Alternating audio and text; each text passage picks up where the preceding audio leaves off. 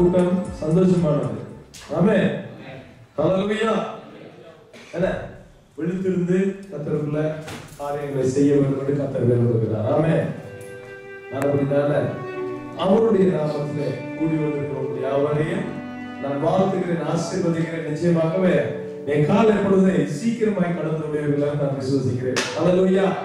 ஹல்லேலூயா. ஒரு புதிய நாளுக்கு போகும்போது ஒரு புதிய கிருபையை கர்த்தர் கொடுக்கிறவராய் இருக்கிறார். ஆமென். ஹல்லேலூயா. ஹல்லேலூயா. இன்னைக்கு உங்களுக்கு ஷார்ட் நோட்டீஸ்ல திடீரென யோசிச்சிருப்பீங்க ஏன்னு சொல்லி அந்த காரியத்தை குறித்து இந்த நாள் நாங்கள் கூடி வர வேண்டும் என்று நான் யோசிச்சிருந்தேன். இதை பேசி இருந்தார்கள். ஆனா நேற்றைய தினத்திலே இந்த இருதயத்திலே ஆரம்பமாய் ஒரு உறுதியான ஒரு உறுதிப்பாடு வந்தது. நாங்கள் அதை செய்கிறது நல்லது. ஹல்லேலூயா. எத்தனை பேர் நல்லது நினைக்கிறேன்? ஆமென். நான் அடிக்கடி சொல்லுவது தெரியுமா? கர்த்தருடைய பிள்ளைகள் தீயணைப்பு படையில இருக்கிறவர்கள் போல தெரியுமா உங்களுக்கு? அவங்களை பற்றி கேள்விப்பட்டிருக்கீங்களா? ஃபயர் பிரிகேட்ல இருக்கிறாங்க. என்ன பிரவுன் நேசன்ல வேல்ச்சேனாக்களை பற்றி தெரியுமா உங்களுக்கு? ஹல்லேலூயா. அவங்க எப்படி ஆட்கள்? என்ன எப்ப கால் பண்ணாலும் எப்ப ரிங் பண்ணாலும் உடனடியாய் அவர்கள் அங்கே கிரியை செய்ய வேண்டியவர்களாக இருக்கிறார்கள். ஹல்லேலூயா.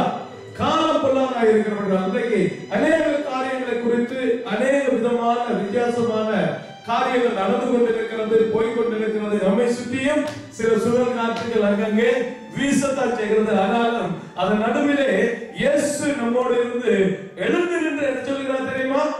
இறையாதே அமைதலாயிரு. ஹல்லேலூயா. நம்முடைய வாழ்க்கையில வருகிற எல்லா போராட்டங்கள் மத்தியிலும் நமக்கு இருக்கிற எல்லா விதமான சூழ்நிலைகள் மத்தியிலும் கர்த்தர் இயேசு என்னுடைய படையில இருப்பாரானால் அவர் முதலாவது சொல்றது தெரியுமா? அற்ப விசுவாசியே எங்க உள்ள விசுவாசம் தான் கேட்பார். ஹல்லேலூயா. இன்னைக்கு நம்மதான் அவங்களுக்கு தெரியாது. ஹல்லேலூயா. இல்லையா? அற்ப விசுவாசியே அது கேட்கறது முதல் காரியம் என்ன கேட்பா? நாங்க அளவு நம்ம அவர் கேட்பா.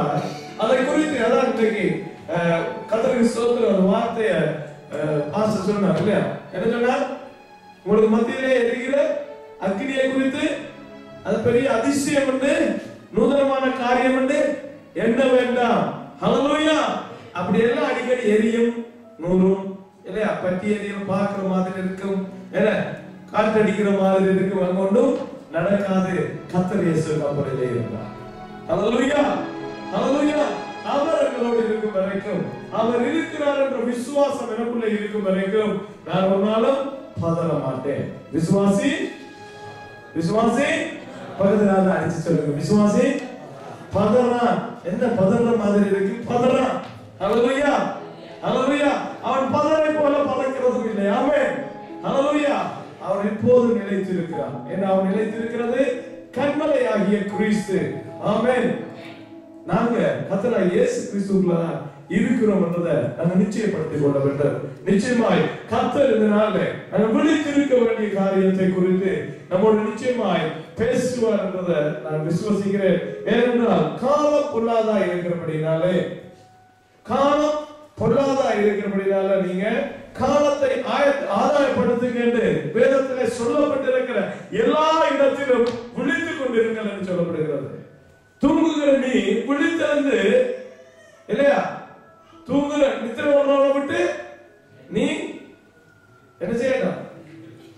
விலகி போயிடும். ஆமே. நீ தூங்குகிற நீ ஜீவனை பெற்ற நீ தூக்கத்தோட மயக்கத்தோட இருக்கிறவனை விட்டு விலகி போய்விடு என்று வேதம் சொல்லுகிறது. ஹல்லேலூயா. ஹல்லேலூயா. காலம் சமீபமா இருக்கிறவர்கள் சகோதரர்களே, வெளிப்படுத்தின விசேஷம் 22ஆம் அதிகாரத்துல கடைசி பகுதியில கர்த்தர் சொல்லுகிறார், நான் வருகிறேன் என்று சொல்லுவதற்கு கர்த்தர் சொல்லுகிற ஒரு வார்த்தை நம்மை அடிக்கடி எச்சரிக்க வேண்டிய வார்த்தையா இருக்கிறது. எவரை குறித்தும் எந்த காரியத்தை குறித்தும் பயந்து கொண்டு இவர் இப்படி இருக்கிறாரே, அவர் இப்படி மாறிவிட்டாரே, இவருக்கு இப்படி போனதே என்கிறதை குறித்து நாங்கள் நினைக்க வேண்டாம். ஏனென்றால் அங்கே வேதம் சொல்லுகிறது, கடைசியில் எழுதுகிறார், இதோ நான் சீக்கிரமாய் வருகிறேன். பின்னும் 10வது வசனம் சொல்கிறது, பின்னும் அவர் என்னை நோக்கி, இந்த புத்தகத்தில் உள்ள தீர்க்கதரிசன வசனங்களை முத்திரை போட வேண்டாம் ஏனென்றால் காலம் சமீபமானது. ஹல்லேலூயா. வேதத்திலே சகோதரர்களே கடைசி காலத்தை குறித்து சொல்லுகிற 2 புத்தகங்கள், ஒன்று தானியேல் புத்தகம், இரண்டாவது வெளிப்படுத்தின விசேஷம். ஒரு பழைய ஏற்பாட்டிலே கர்த்தர் சொன்னார், தானியேலுக்கு என்னென்ன நடக்க போகிறது என்று தானியேலிடத்திலே கர்த்தர் சொல்லிவிட்டு தானியேலுக்கு சொன்னார், இந்த புத்தகத்தை நீ முத்திரை போடு என்று சொன்னார். இந்த புத்தகத்தை நீ இப்போதைக்கு சொல்லாத, ஏன்னா அந்த காலம் இருக்கிறது. ஆனால் யோவானுக்கு கர்த்தர் வெளிப்படுத்துகிற போது கர்த்தர் சொன்னார் என்ன தெரியுமா? இனி காலம் செல்லாது. There's no time. நம்முடைய வாழ்க்கையில காலம் குறுகியதா இருக்கிறபடினால் இனி பலவீனன் பலவான் என்று சொல்ல கடவன். ஹல்லேலூயா. இயலாதவன் இயலும் என்று சொல்ல கடவன். ஏனென்றால் காலம் சமீபமாய் இருக்கிறது. ஆமென். பகதரா வாசருங்க, நீ பலவீனரா, நீங்க சொல்லணும் பலவான் என்று. ஹல்லேலூயா. நான் வல்லமை உள்ளவன் என்றதை நான் அறிக்கை பண்ண வேண்டும் சொல்லாமே, அப்போதுதான் வல்லமை நம்முடைய காலம் சமீபமாயிற்று என்று சொல்வது. பூமி அங்கே சொல்லப்பட்ட காரியங்கள் அனைத்தையும் வெளிப்படுத்திக் கொண்டிருக்கிறது. மனுஷனுடைய அறிவு பெருகி போகும் என்று தானியேல் புத்தகத்திலே சொல்லப்பட்ட காரியம் இன்றைக்கு வெளிப்படுத்தப்பட்டுக் கொண்டிருக்கிறது. மனிதன் அறிவினுடைய உச்சகட்டத்தை அடைந்து விட்டான். ஹல்லேலூயா. நாளாந்தம் எதையாவது ஒன்றை கண்டுபிடிச்சு ஒவ்வொன்றை செய்து கொண்டே இருக்கிறான். இது உலக அழிவு. இதை தவிர மனுஷனுக்குள்ளே நடக்கிற காரியங்கள் என்னவென்று சொல்லி 2 தீமோத்தேயு 3ஆம் அதிகாரம் 1ஆவது வசனத்திலே இருந்து சொல்லப்படுகிறது. யாராவது ஒரு வாசிக்க முடியுமா? மைக்கு கொடுங்க.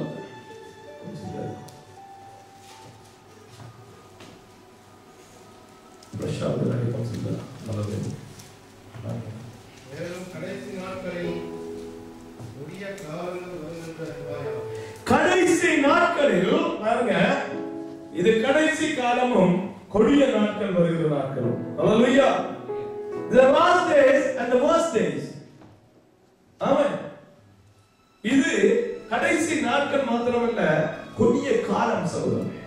மிகவும் கொடூரமான காலம். ஏனென்றால் யாரிடத்திலே அன்புண்டு யாரிடத்திலே அன்பில்லை, எவன் எப்போது ஏதாவது ஒரு காரியத்துக்காக எவனை காட்டிக் கொடுப்பான், எவனை ஏமாற்றுவான், எப்படி துரோகம் செய்வான், எப்படியான பழிகளை சுமத்தி தன்னுடைய காரியங்களை மாற்றக்கூடும் என்று சொல்லுகிற ஒரு கொடிய காலத்திலே நாம் நின்று கொண்டிருக்கிறோம்.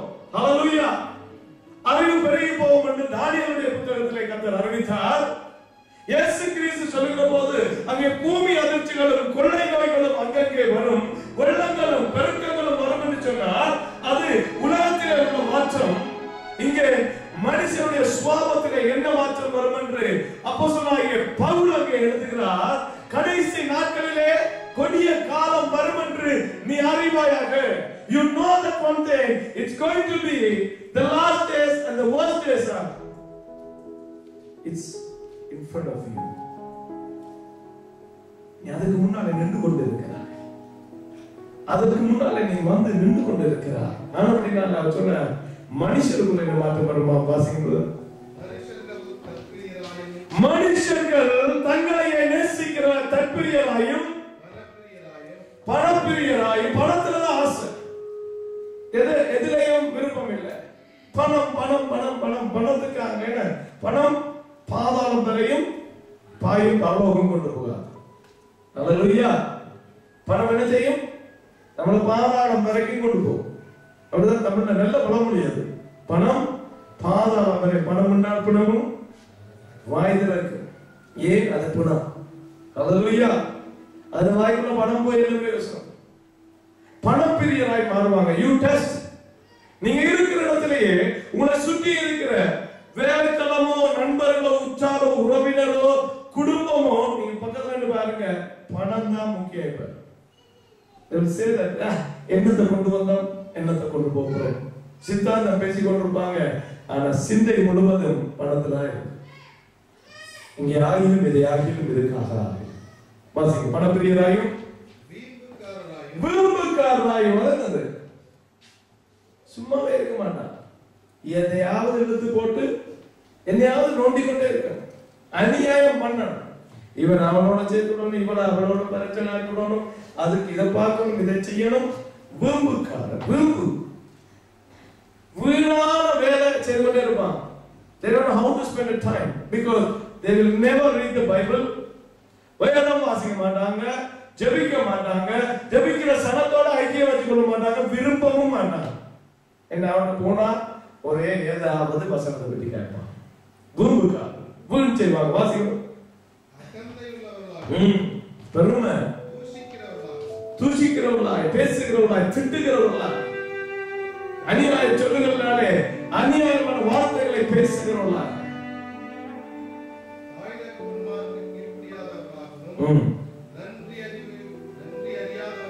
நன்றி இருக்கவே இருக்கா. Thankfulness will go away.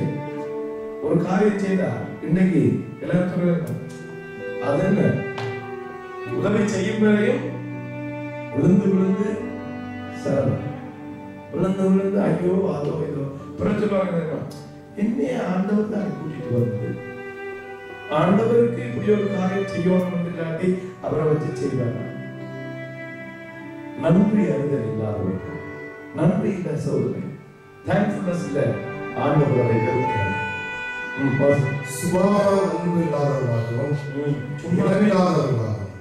சும்மாவே மனுஷனுக்கு அன்பு ஆண்டவர் நினைச்சிருக்கார். சுபாவமாவே அன்பு இல்லை. சொந்த பிள்ளைக்கு தாய் பால் கொடுக்கிறதுக்கு தன் ஃபேஷனை பற்றி யோசிக்கிற நாட்கள் தெரியுமா? தெரியுமா உங்களுக்கு? பால் கொடுத்தா தன் ஸ்டைல் போயிடும், தன்னுடைய காரியம் போயிடும், பிள்ளை பெற்றுக் கொண்டால் அல்லது இப்படி சுவாப அன்பு, சுவாப அன்பு அற்றவர்களா சும்மாவே நேசம் வைக்கணும், நேசம் வராது, இரக்கம் வராது, ஒன்றுமே இல்லாதவர்களாய் மாறுவார்கள். இணங்காதவர்களாகவும் அவதூறு செய்கிறவர்களாகவும் இச்சையடக்கம் இல்லாதவர்களாகவும் கொடுமையுள்ளவர்களாகவும் நல்லவரை பகைக்கிறவர்களாகவும். எப்படி கடைசி காலத்துக்கு ஒரு சைன் என்ன தெரியுமா? கேட்கிறவர்களாம் இதான் கதையா இருக்கு. ஏன் இந்த அப்பா நல்லவரை பகைக்கிறோம்? இது நமக்குள்ள இருக்கிறது இல்ல, கடைசி காலத்தினுடைய ஆவி. நமக்கு புரியவே புரியாது ஏன் இருக்கு. நல்லவங்க ஆனா நமக்கு பிடிக்காது, நல்லவங்களை பிடிக்காது, நல்லவங்களை பகைக்கிறோம். ஏதாவது பிரச்சனை பண்ணணும், ஏதாவது கெடுக்கணும். இது கடைசி நாளுடைய தீர்க்கதரிசனம். ஹல்லேலூயா, ஹல்லேலூயா. அப்ப கடைசி நாட்கள் அதான் சொல்ற, பின்னும் அவர் என்னை நோக்கி இந்த புத்தகத்தில் உள்ள தீர்க்கதரிசன வசனங்களை முத்திரை போட வேண்டாம், காலம் சமயமாய் இருக்கிறது. ஆனபடியால் அநியாயம் செய்கிறவன் இன்னும் அநியாயம் செய்யட்டும். வெளிப்படுத்துற விசேஷம் 22:10-11-12 ஆண்டவர் சொல்கிறார், அநியாயம் செய்கிறவன் இன்னும் அநியாயம் செய்யட்டும், அசுத்தமாய் இருக்கிறவன் இன்னும் அசுத்தமாய் இருக்கட்டும், நீதி உள்ளவன் இன்னும் நீதி செய்யட்டும், பரிசுத்தம் உள்ளவன் இன்னும் பரிசுத்தமாகட்டும். ஏனென்றால் இதோ சீக்கிரமாய் வருகிறேன், அவனவனுடைய கிரியைகளின்படி அவனவனுக்கு நான் அளிக்கும் பலன் என்னோட கூட வருகிறது. ஹல்லேலூயா. He is coming with a reward. ஆண்டவர் பரிசோட வருகிறார். என்னத்துக்கு? என்னத்துக்கு? அவன் செய்ததுக்கு கொடுக்கிறதுக்காக வருகிறார். அந்த பரிசு சில பேருக்கு பரலோகம், சில பேருக்கு நரகம். ஆண்டவர் சொல்றாரு தெரியுமா? You want to enjoy the world, you just go and enjoy. அனுபவிச்சா நீ போய் நல்லா அநியாயம் செய்கிறான் சார். வேதம் தான் சொல்லுது, அநியாயம் செய்கிறவன் வசனம் தான், வேத வசனம் தானே. அநியாயம் செய்கிறவன் இன்னும் அநியாயம் செய்யட்டும். ஹல்லேலூயா. அநீதி செய்கிறவன் இன்னும் அநீதியாவே இருக்கட்டும். ஆனா நீயோ என்றால் தேவனுடைய பிள்ளையே இவர்களை விட்டு விலகு. ஹல்லேலூயா, ஹல்லேலூயா. நீயோ என்றால் விழித்துக் கொண்டு விழிப்படைந்து இவர்களை விட்டு நீ விலகி, நீ மாறுபாடும் குறுக்கும் மாறுபாடும் உள்ள இந்த சந்ததி நடுவிலே நீ ஜுவாலையை போல எரிய வேண்டும் என்று கர்த்தர் சொல்கிறார். ஹல்லேலூயா. அப்ப நான் விழித்திருந்து எரிவதற்காக இந்த ராத்திரி வேளையில கர்த்தர் என்னை வழிநடத்துவார் என்று நான் விசுவாசிக்கிறேன். ஆமென். ஹல்லேலூயா. நான் விழித்திருந்து எரிந்து கொண்டிருக்கிற ஒரு தீபமாக, இரவிலே எரிந்து கொண்டிருக்கிற ஒரு அகல் விளக்காக, நடு சமுத்திரத்திலே அங்கே போகிறதும் வருகிறதுமாய் இருக்கிற கப்பல்களுக்கு வழி தெரியாதபடிக்கு போகாதபடி இருக்கிற அங்கே ஒரு வெளிச்ச வீடாக விழித்துக் கொண்டிருக்கும்படியாய் கர்த்தர் அழைத்திருக்கிறார். ஹல்லேலூயா. ஆனபடினால கண்களை மூடி ஜெபத்தோடு கூட வருவோம். கர்த்தர் நம்மை இந்த ராத்திரி வேளையிலே விழித்திருக்கிற பாத்திரங்களாக நம்முடைய வாழ்க்கை முழுவதும் விழித்து அவருக்கென்றும் நமக்கென்றும் பரிசுத்தத்தை காத்துக் கொள்ளவும் வருகிற மகா பயங்கரங்களிலே இருந்து தப்பித்துக் கொள்ளத்தக்கதாக தேவன் நம்மை வழி நடத்துவார். மகா இரக்கமுள்ள எங்கள் அன்பின் பிதாவே, பரிசுத்த தெய்வமே, இந்த அருமையான ராத்திரி வேளைக்காய் உமக்கு நன்றி செலுத்துகிறோம். மறுபடியுமாய் ஒரு ராப்பொழுதிலே உம்முடைய சமூகம் நாங்கள் வந்திருக்கிறோம். கர்த்தாவே, உம்முடைய சமூகத்திலே நாங்கள் விழித்திருந்து விழிப்போடு நடக்கத்தக்கதாக, விழித்திருந்து எங்களுடைய ஆவிக்குரிய ஜீவிதத்திலே நாங்கள் வளரத்தக்கதாக, விழித்திருந்து காலம் சமீபமாக இருக்கிறபடினா உமக்கென்று ஆதாயப்படுத்த வேண்டியதை ஆதாயப்படுத்திக் கொண்டு ஆண்டவரே நித்திய ஜீவனுக்குள்ளே கடந்து வரத்தக்கதாய் கர்த்தர்களை ஆயத்தப்படுத்தும்படியாக ஜெபிக்கிறோம். அப்பா, இந்த ராத்திரி வேளையில் இப்படி வார்த்தையை கொண்டு பேசி ஆண்டவரே எங்களை நீ அப்பா உமக்கென்று ஆண்டவரே அசைக்கும்படியாக ஜெபிக்கிறோம். உம்முடைய கரத்தில் எங்களை கொடுக்கிறோம். வார்த்தை கொடுக்கிற அடியேனையும் சுவாமி உம்முடைய கரத்தில் நீ வைத்துக் கொள்கிறார், உமக்குள்ளே மறைத்துக் கொள்கிறார். உம்முடைய வேதனை ஆண்டவரே சுவாமி அடியேன் மூலமாய் பேசப்படத்தக்கதாக தேவாவியானவர் நிழலிட்டு வழிநடத்தும்படியா எல்லாம் வல்ல இயேசுவின் நாமத்தில் ஜெபிக்கிறேன் நல்ல பிதாவே. ஆமென், ஆமென். வாசிங்க. விழித்திருக்கிறது என்று நான் பார்க்கிற போது முதலாவது சரீர ரீதியாய் நம்முடைய கண்களிலே வருகிற தூக்கத்தை விட்டு விழித்திருக்கிறதை குறித்து நாம் அறிஞ்சாதான் நம்முடைய ஆவியிலே வருகிற சோர்வுகள் தூக்கங்கள்ல இருந்து நம்முடைய ஆவியை விழிக்க பண்ண முடியும். அல்லேலூயா. ஒரு மாமிசத்தை அடக்காதவன் தன்னுடைய ஆவியை அடக்க முடியாதவன் இடிந்து போன மதிலுக்கு ஒப்பாயிருப்பான். அது என்ன அர்த்தம்? இடிந்து போன மதில். தன்னுடைய ஆவியை கண்ட்ரோல் பண்ண முடியாதவன், தன்னுடைய ஆவியை அடக்கி ஆள முடியாதவன் இடிந்து போன மதிலுக்கு ஒப்பாயிருப்பான். இடிந்து போன மதில் முதலாவது ஒரு அலங்கோலமான காட்சி. அல்லேலூயா. இரண்டாவது, அது இருக்கிற இடத்துக்கு அது ஒரு அவலட்சம். தெரியுமா உங்களுக்கு? மதில் இடிஞ்சு போகிறது என்ன அர்த்தம்? காவலற்ற எதுவும் வந்து பூந்து போகிறதுக்கான ஒரு இடம் இல்லையா? அது பார்க்கவே காட்சிக்கு அவலட்சணமாயும் ஒருவருக்கும் பயம் இல்லாதாயும் இல்ல இருந்தும் இல்லாத போல இருக்கிற காரியம். அது மதில் இருக்குன்னு சொல்லுவான், ஆனா அது இடிஞ்சு போடுவான். மதில் முழுமையா இருந்தா தான் அது காவலா இருக்கும், அரணா இருக்கும். அங்கே ஒன்றும் உள்ளுக்குள்ளே போக முடியாது. ஓடும்போது இடிஞ்சிருந்தா மதிலிന്റെ பேர், ஆனால் அதுக்கு ஒரு மகிமை இல்லை. இருந்தும் இல்லாத போல தன்னுடைய ஆவியை அடக்கி ஒடுக்க முடியாதவர்கள், தன்னுடைய ஆவியை ஆட்கொள்ள முடியாதவர்கள், ஆளுகை செய்ய முடியாதவர்கள், அதாவது மனுஷ ஆவியை ஆட்கொள்ள முடியாதவர்கள், இருந்தும் இல்லாதவர்கள் போல அவலட்சணமான நிலையில இருக்கிறவர்களாய், அது பார்த்தும் ஒரு பார்வைக்கு ஏளனமானதாய் இருக்கிறதை போல இருப்பார்கள். If you can't control your spirit, if you can't control your spirit, you are nothing. That is in vain. ஒரு மதில் இருந்து இடிந்து போன மதில்னாலே ஒரு பிரயோஜனம் இல்லை. அதே போல நாங்கள் இருக்கக்கூடாது. மாணவர்களா, என்னுடைய விழிப்பு முதலாவது என்னுடைய கண்களிலே பாருங்க. என்னோட சரீரத்தை எனக்கு கண்ட்ரோல் பண்ண முடியல. எனக்கு நித்திர இல்லாமே இருக்கிறார். வசனம் போய்கொண்டிருக்கக்குள்ளே தாலாட்டு மாதிரி இருக்கு. இந்த பாசம் கத்தக்குள்ளே நித்திர விடுறாங்கன்னா எப்படி ஆகலாம் இருப்பான். யோசிச்சுப்பா.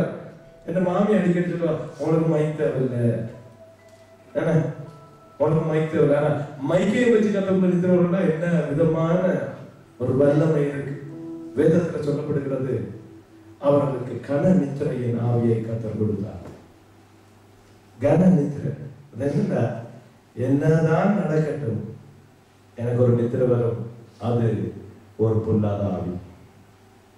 ஹல்லேலூயா, ஹல்லேலூயா, ஹல்லேலூயா.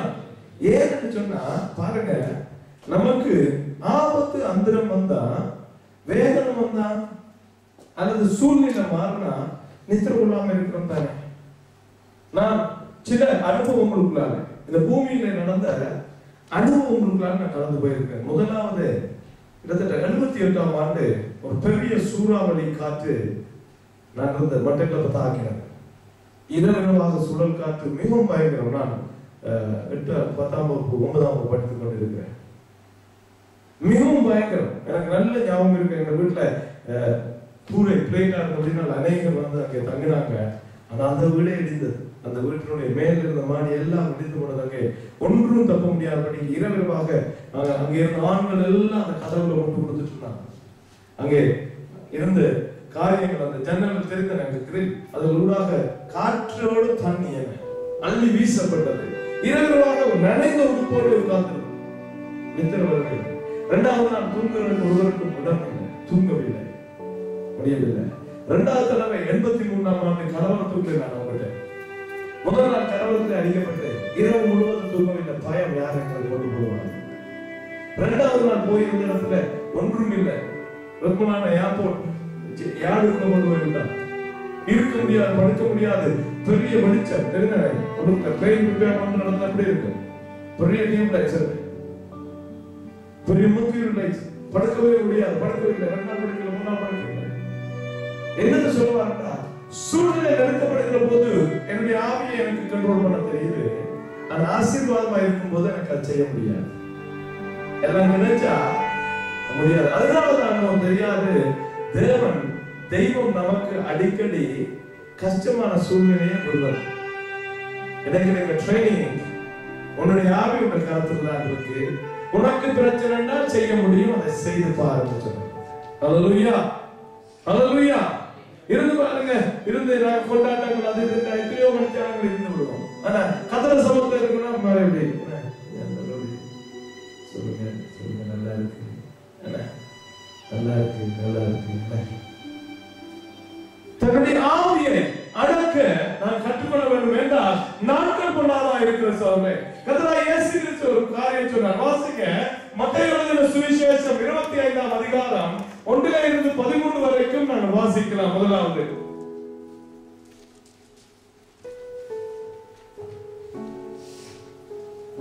மத்தேயு 25.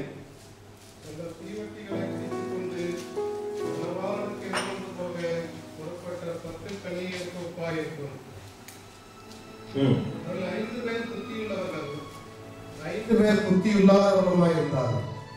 புத்தி இல்லாதவர்கள் தங்கள் தீவட்டிகளை எடுத்துக் கொண்டு போனார்கள், எண்ணெயையும் கூட கொண்டு போகவில்லை. புத்தியுள்ளவர்கள் தங்கள் தீவட்டிகளோடு கூட தங்கள் பாத்திரங்களில் எண்ணெயையும் கொண்டு போனார்கள். மணவாளன் தாமதித்த போது அவர்கள் எல்லோரும் நித்திரை மயக்கமடைந்து தூங்கிவிட்டார்கள். நடுராத்திரியில் இதோ மணவாளன் வருகிறார், அவருக்கு எதிர்கொண்டு போக புறப்படுங்கள் என்கிற சத்தம் உண்டாயிற்று. அப்பொழுது அந்த கன்னிகள் எல்லாரும் எழுந்து தங்கள் தீவட்டிகளை ஆயத்தப்படுத்தினார்கள். புத்தி இல்லாதவர்கள் புத்தியுள்ளவர்களை நோக்கி, உங்கள் எண்ணெயில் எங்களுக்கு கொஞ்சம் கொடுங்கள், எங்கள் தீவட்டிகள் அணைந்து போகிறதே என்றார்கள். புத்தியுள்ளவர்கள் பிரதித்திரமாக, அப்படியல்ல, எங்களுக்கும் உங்களுக்கும் போதாமல் இராதபடி நீங்கள் விற்கிறவரிடத்தில் போய் உங்களுக்காக வாங்கிக் கொள்ளுங்கள் என்றார்கள். அப்படியே அவர்கள் வாங்க போன போது மணவாளன் வந்துவிட்டார். ஆயத்தமாய் இருந்தவர்கள் அவரோடு கூட கல்யாண வீட்டுக்குள் பிரவேசித்தார்கள். கதவும் அடைக்கப்பட்டது. மற்ற கன்னிகளும் வந்து, ஆண்டவரே ஆண்டவரே எனக்கு திறக்க வேண்டும் என்றார்கள். அதற்கு அவர், உங்களை அறியேன் என்று மெய்யாகவே உங்களுக்கு சொல்கிறேன் என்றார். மனுஷகுமாரன் நாளையாவது நீங்கள் அறியாதபடி நான் விழித்திருந்தேன். ஹல்லேலூயா. வேதம் சொல்கிறது விழித்திருங்கள். Be alert. எப்பொழுதும் நீ விழித்திருக்கிற முதலாவது காரியம் சொல்ல, தேவனுடைய பாதத்திலே நாங்க எங்களுடைய மாமிச கண்களை விழிப்பாக வைத்திருக்க கற்றுக்கொள்ள வேண்டும். அந்த அதிகாரத்தை நான் எடுத்துக்கொள்ள வேண்டும். என்னுடைய ஆவி என்னுடைய கட்டுப்பாட்டில் தான் இருக்கிறது. அதே சொன்னாங்க, என்னால முடியல, முடியும். ஹல்லேலூயா. நினைத்தால் முடியும். பாருங்க, ஆமி அடிச்சா இரவருவா முடித்திருக்க முடியும். சூறாவளி அடித்தால் இரவருவாய் முடித்திருக்க முடியும். கலவரம் வந்தால் இரவருவாய் முடித்திருக்க முடியும். சுனாமி அடித்தால் இரவருவாய் முடித்திருக்க முடியுமானால் இப்போதும் என்னால் முடித்திருக்க முடியும். ஹல்லேலூயா. இந்த எண்ணத்தை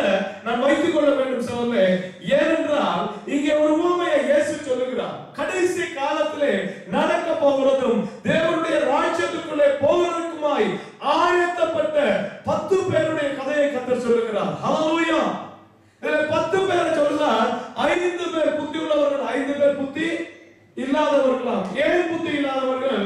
தூங்கினவர்கள் தான் புத்தியற்றவர்கள். ஹalleluya, ஹalleluya. அங்கே தூங்குற ஒரு மயக்கம் எல்லாருக்கும் வருகிற சோதனை. ஆனால் விழித்துக் கொண்டிருக்கத்தக்கதாய் விழிப்போட எப்போதும் ஆயத்தத்தோட நாம் இருக்க வேண்டிய அவசியத்தை வேதம் சொல்லுகிறது. அங்கே அவர்கள் விழித்த போது அங்கே இருந்த 5 பேர் ஆயத்தமாக எண்ணெயை வைத்திருந்தார்கள். எண்ணெயை அநேகர் சொன்னார்கள் தெரியுமா? பரிசுத்த ஆவி என்று. இதுல அது பரிசுத்த ஆவி அல்ல. என்ன பரிசுத்த ஆவி முடிஞ்சா போய் கடையில பண்ணிட்டு வரலாமா? சொல்லுங்க எனக்கு. பரிசுத்த ஆவி போயிட்டாருன்னா போய் எங்கேயாவது திரும்பவும் வல்லமை பெற்ற வரம் பெற்ற ஒரு ஊழியக்காரரை பிடிச்சு கையை வச்சு ஜெபிக்க வச்சு பெற்றுக்கொள்ளாமா? இல்லை. பரிசுத்த ஆவியை குறித்து இயேசு சொல்லவில்லை, விழித்திருக்கிற ஒரு ஆயத்தத்தை குறித்து சொல்லுகிறார். அங்கே நான் ஆயத்தத்தோட இருக்க வேண்டும். அநேகர் நான் இதை வியாக்கியானம் பண்ணுகிறதை நான் பார்த்திருக்கிறேன். இந்த இடத்திலே இங்கே சொல்லப்பட்டிருக்கிற எண்ணெய் அநேக இடங்களிலே பரிசுத்த ஆவியானவருக்கு ஒப்பாய் இருக்கிறது உண்மைதான். ஆனால் இந்த உவமையிலே அது அதற்கு ஒப்பாய் இல்லவே இல்லை. பரிசுத்த ஆவியானவர் கொண்டு போன பரிசுத்த ஆவியானவர் எங்க போனார்? தூங்குற நேரம் முடிஞ்சு போயிட்டாரா? எண்ணெய் முடிந்து போய்விட்டது. எண்ணெய்க்கு பரிசுத்த ஆவியானவரை ஒப்பிட்டிருந்தா பரிசுத்த ஆவியானவர் முடிஞ்சு போனாரா? அப்ப முடிந்து போன பரிசுத்த ஆவியானவரை நான் போய் கடையில பெற்றுக்கொள்ள முடியுமா? எங்கேயாவது பெற்றுக்கொள்ள முடியுமா? அல்லது இன்னொரு இடத்துல இருக்கிற கொஞ்சம் பரிசுத்த ஆவியானவரை கூட நான் பகிர்ந்து கொள்ள முடியுமா? இல்லவே இல்லை. ஆனபடினால் இது பரிசுத்த ஆவியானவரை குறித்து சொல்லவே இல்லை. ஹல்லேலூயா, ஹல்லேலூயா. இது பரிசுத்த ஆவி அல்ல, இது ஆயத்தம் என்கிற எண்ணெய் சகோதரர்களே. எப்போதும் நான் விழிப்போடு எப்போதும் தேவனை சந்திக்க ஒரு ஆயத்தத்தை அங்கே சொல்லுகிறது. அவர்கள் ஆயத்தமாயிருந்தார்கள். எல்லாருமே இயேசுவை பரலோகத்திலே சந்திக்க போனவர்கள் தான். அநேகர் ஆரம்பிக்கிறார். அதனால பவுல் சொல்லுகிறார், ஆவியிலே ஆரம்பித்த நீங்க இப்ப மாமிசத்துல முடிக்க போறீங்களா? ஏன்னா உங்களுடைய ஆவியை உங்களுடைய மாமிசம் மேற்கொண்டு விட்டது. ஹல்லேலூயா. உடைய ஆவியை மாமிசம் மேற்கொள்ளத்தக்கதாய் அது மனுஷீக ஆவியாவே இருந்து கொண்டிருக்கிறபடினால் தேவனுடைய ஆவியினாலே வழிநடத்தப்படுகிறவர்கள் தேவனுடைய பிள்ளைகளாய் இருப்பார்கள் என்று வேதம் சொல்கிறபடினாலே தேவ ஆவியானவர் வழிநடத்திருப்பார்கள். என்னுடைய ஆயத்தமும் என்னுடைய வல்லமையும் குன்றாது எப்போதும் இருக்கும். ஹல்லேலூயா. சோர்வு வருகிறது உண்மை சகோதரர்களே, போராட்டங்கள் வருகிறது உண்மை. ஆனாலும் தேவனுடைய பிள்ளைகள் தேவனுடைய ஆவியினாலே நடக்கிறார்கள். ஆவியினாலே மாமிசத்தை நீங்க மேற்கொண்டாதான் நீங்க என்ன செய்வீங்க? நீங்க ஜீவனுக்குள்ள போவீங்க. ஹல்லேலூயா. அப்ப என்னுடைய ஆவியை இன்னும் நான் கட்டுப்படுத்த பழகாவிட்டால் ஒரு உபவாசத்திலே என்னுடைய மாமிசத்துக்கு என்னுடைய ஆவி கலக்கிறதுக்கு நான் தடை பண்ணி தேவனுக்கு என்று உட்காராவிட்டால் அல்லது ஒரு ராத்திரி ஜெபத்திலே ஒரு ஜெப வேளையிலே உண்மையா சொல்றேன் ஜெபிக்கணும்னு சொன்னா ஒரு மாதிரி இருக்கு தெரியுமா? ஜெபக்கணும்னா கொஞ்சம் ஒரு மாதிரி தான் வரும். அது அப்படியாவது கொஞ்சம் கொஞ்சமா தள்ளி தள்ளி அவாய்ட் பண்ணிட்டா நல்ல முறை இருக்கு. ஜெப வேலையை குறித்து அதெல்லாம் எங்களுடைய விருப்பம் இல்ல, சத்துரு எங்களுக்கு மேலே போடுற வஞ்சனையான காரியம். ஹல்லேலூயா, ஹல்லேலூயா. அதான் நான் ஒரு 10 பாடல் நினைக்கிறேன். ஜெப ஆவி ஊற்றும் தேவா, எனக்கு ஜெபிக்க தாரு. இரவுல நான் விழித்திருந்து ஜெபிக்கிற ஒரு ஆவியை தாரு. எனக்கு அதிகால வேளையில என்னை தட்டி தட்டி எழுப்பி என்னை வெளியே ஜெபிக்க பண்ண.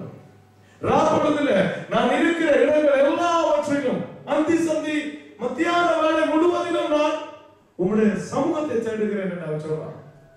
அப்படி ஜெபிக்கிற ஒரு ஆவி எனக்கு வரணும்னா முதலாவது என்னுடைய மாமிசத்தை நான் ஜெயிக்க வேணும் சார்.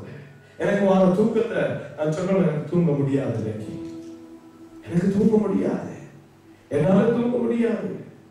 என்னுடைய ஜனங்கள் அதான் பவுல் சொல்றார், என்னுடைய ஜனங்களுக்கு பதிலாக நான் மரிச்சால் நல்லதா இருக்கு. இஸ்ரவேலுக்கு பதிலாக நான் மரித்து போய் நான் அநியாயமாக்கப்பட்டாலே பரவாயில்லை, நான் தூங்க கூடாது. நான் தூங்குவேன். முதலாவது என்னுடைய நிலை மேற்கொள்ளப்படும் சகோதரனே. ஆண்டவர் சொன்னார் தெரியுமா? இயேசு கிறிஸ்து பாருங்க, மத்தேயு 26:41 வாசிங்க.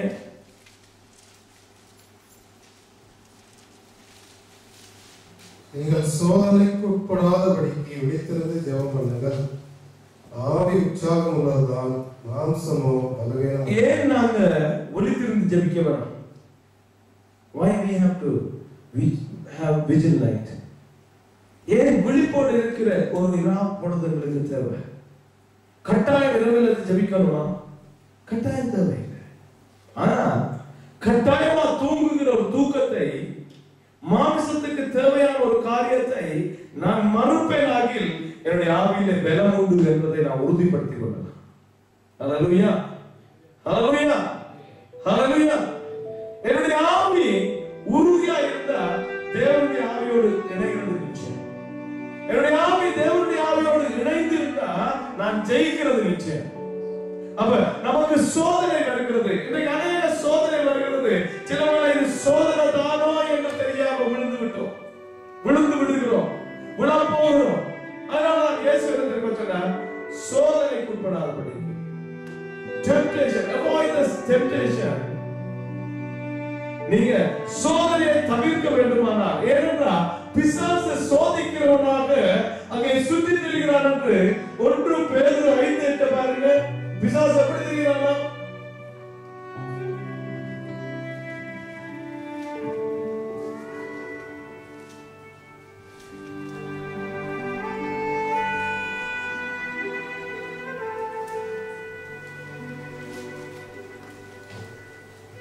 பாருங்க, 1 பேதுரு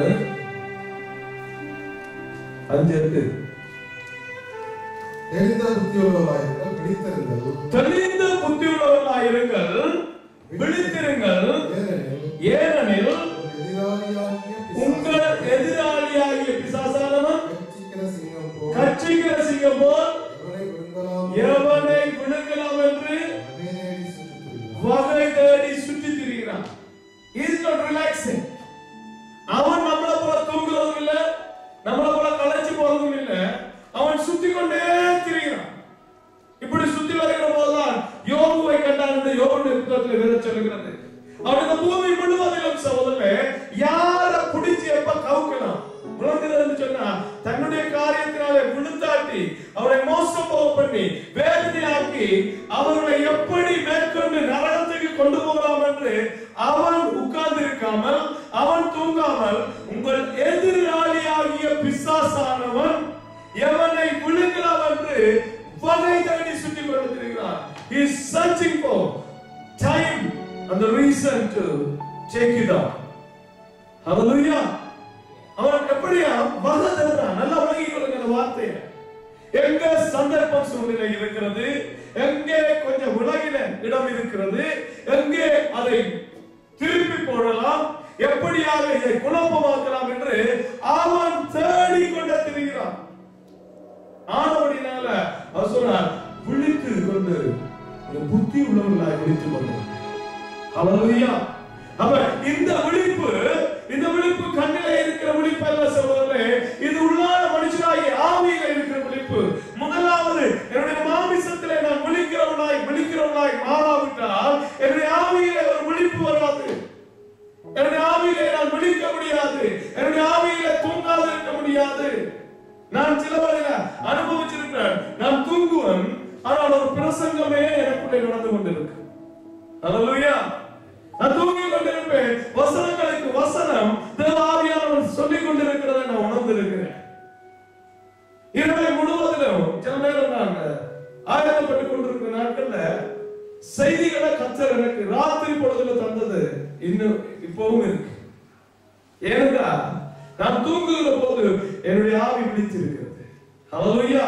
என்னுடைய ஆவி தேவ ஆவியினாலே வழிநடத்தப்பட்டுக் கொண்டிருக்கும். தேவ ஆவியானவர் சத்தியத்துக்குள்ளே நம்மை வழிநடத்தி கொண்டிருப்பார். அந்த சத்தியமே நமக்கு ஜெயிக்கிற ஜெயமாய் மாறுகிறது. ஏனென்றால் பிசாசானவனை வெல்லும்படிக்கு மனுஷனுக்கு கொடுக்கப்பட்டிருக்கிற சர்வாயுத வர்க்கத்தின் ஒரே ஒரு ஆயுதம் இருபுறமும் கருக்குள்ளப்பட்டேன். ஹல்லேலூயா. வார்த்தையை அல்லாம நீங்க போய் பாருங்க, எல்லா ஆமன் அந்த ஸ்பிரிச்சுவல் வார்ஃபேருக்கு ஆவிக்குரிய யுத்தம் செய்யறதுக்கு எபேசியர் எழுதின நிருபம் 5ஆம் அதிகாரம் வாசிங்க. எபேசியர் எழுதின நிருபம் 6ஆம் அதிகாரம். கடைசியாக சகோதரரே, கர்த்தரிடம் அவருடைய சத்துவத்தின் வல்லமையிலும் பலப்படுங்கள்.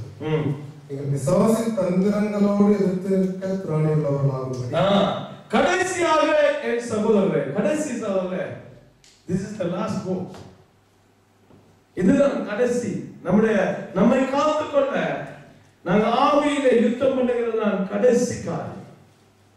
விழுந்து விழுந்து விழுந்து எழுந்து நாங்க வஞ்சிக்கப்பட்டு வேதனை பண்ணப்பட்டு காரியங்கள்னாலே நோவு பண்ணப்பட்டு அடிக்கப்பட்டு துன்பப்படுத்தப்பட்ட நிலையில நாங்க இருக்க எங்களுக்கு கடைசியாக சகோதரரே, this is the last thing we have to do it. நீ கடைசியாக சகோதரரே என்ன பலப்படுங்க? கர்த்தரிடம் அவருடைய சத்துவத்தின் வல்லமை, கர்த்தரிடம் அவருடைய சத்துவத்தின் வல்லமையிலும் பலப்படுங்கள்.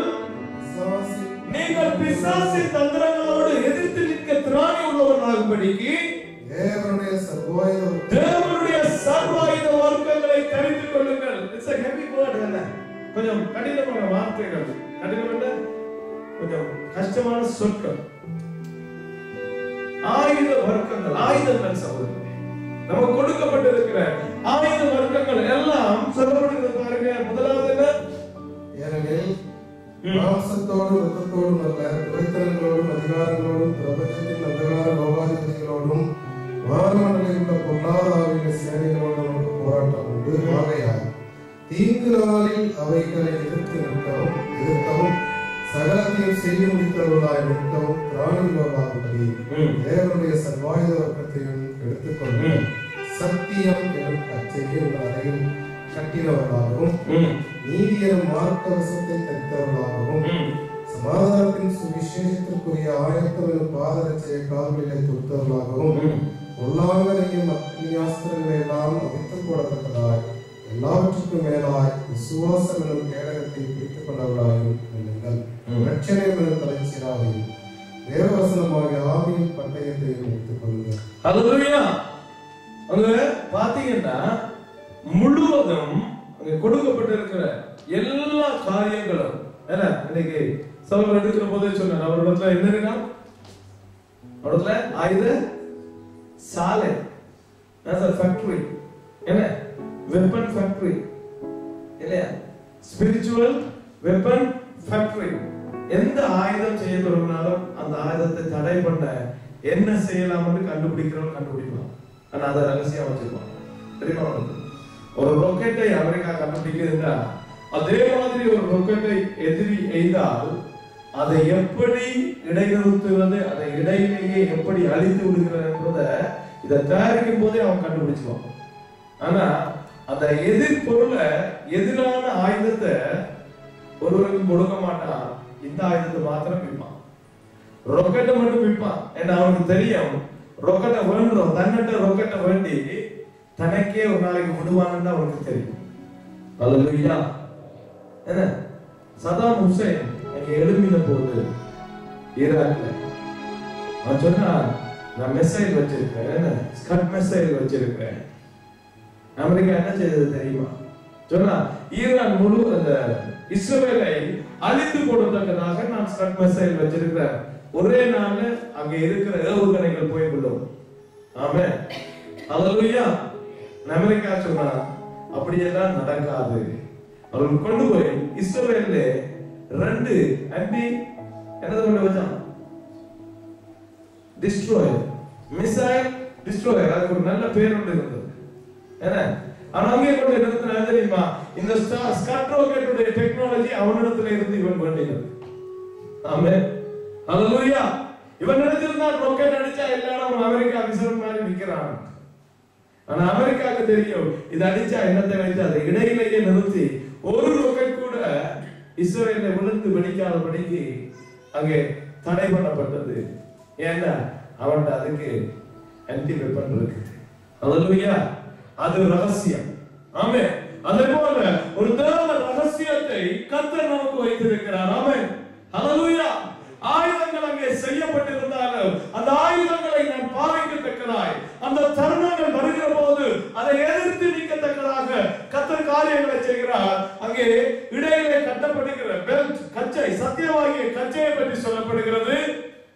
அதை எதிராளி எய்கிற அம்புகளை நிறுத்தத்தக்கதான மார்க்கவசமாகிய நீதி அங்கே சொல்லப்படுகிறது. அங்கே ரட்சிப்பு என்கிற தலைசீரா ஹெல்மெட் சொல்லப்படுகிறது. சுவிசேஷத்துக்கு ஆயத்தம் என்று சொல்லப்படுகிற பூட்ஸ் சொல்லப்படுகிறது. இது எல்லாம் பாதுகாக்கிற ஆயுதங்கள். all defensive weapons. எல்லாம் பாதுகாக்கிறது. ஆனால் எதிரியை தாக்குவதற்கு சத்தியமாகிய பட்டயம் மாத்திரம் தான் கொடுக்கப்பட்டது. ஹல்லேலூயா, ஹல்லேலூயா. அப்ப ஆவியாகிய தேவன் அந்த சத்தியமாகிய பட்டயத்தை நாம் வைத்துக் கொண்டு ஆயத்தத்தோடு இருக்க வேண்டும் என்பதை நமக்கு இங்கே வெளிப்படுத்துகிறார். ஆமென். அதுல வசனம் சொல்லுது பாருங்க, இவ்வளவு காரியத்தை சொல்லி நான் இன்றைக்கு அதை குறித்து படிக்கின்றேன்.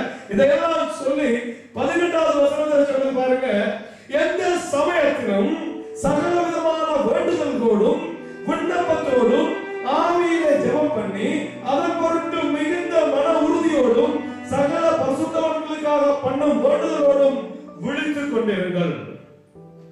அல்லேலூயா. வெப்பம் இருந்து பிரயோஜனம் இல்லை. எல்லா கவசங்களையும் எல்லா பூட்ஸையும் போட்டுட்டு நித்திர கொண்டாங்க போட்டது பிரயோஜனம் இல்லை. இடிந்த மதிலுக்கு உப்பாயிருக்கும். என்ன எல்லா வெப்பனும் இருக்கு, லான்ச்சர் இருக்கு, SMG இருக்கு, LMG இருக்கு, எல்லா ஜியும் இருக்கு பக்கத்துல வச்சுட்டு நல்லா வந்து என்ன செய்வான், ஒன்றும் இல்ல சின்ன தோட்டாவால நெத்தில சொல்லிட்டு போடுவோம். எந்த பெரிய காரியம் சொல்ல எல்லா வேண்டுதல்களோடும் ஆவியிலே நீங்க பரிசுத்தவான்களுக்காக செய்யும் ஜெபங்களோடு விழித்துக் கொண்டிருங்கள். அல்லேலூயா. நீ விழிப்பாயிருங்க. ஏனென்றால் பிசாசு நம்மை எப்போது மேற்கொள்ளலாம் என்று சொல்றேன். நீங்க அநேக எங்களுக்கு தெரியாது. எத்தனை தடவை நினைக்கிறோம், ஏன் நடந்தது, எப்படி நடந்தது, ஏன் நான் இப்படி இருந்தேன், எப்படி போனது எனக்கு தெரியாது. உண்மைதான், அது உண்மையாகவே எனக்கு தெரியாது. ஏனென்றால் அவனை குறித்து அறியாதிருந்தபடினா.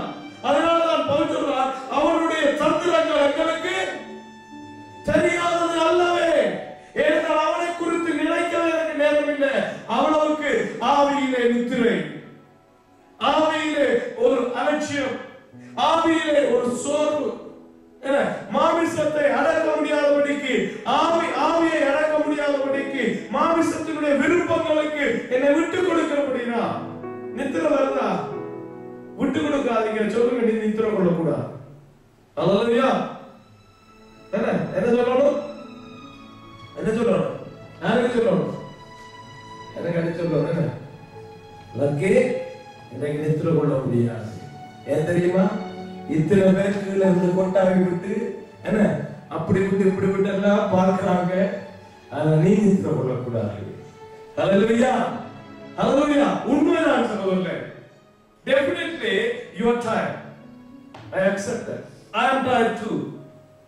நீங்க வேலை செஞ்சு வேலை பண்ணும்போது உடம்பு உண்மையாவே அசதியா இருக்கும், உண்மையாவே ஏறாமதா இருக்கும். ஆனா நான் சொல்லுகிறேன், அந்த அசதி உங்களை மேற்கொள்ள முடியாதபடிக்கு ஆவிக்கு உங்களுக்கு வல்லமை இருக்கிறது. அதனால இயேசு கிறிஸ்து சொல்றார், என்ன விழித்துக் கொண்டிருங்கள்.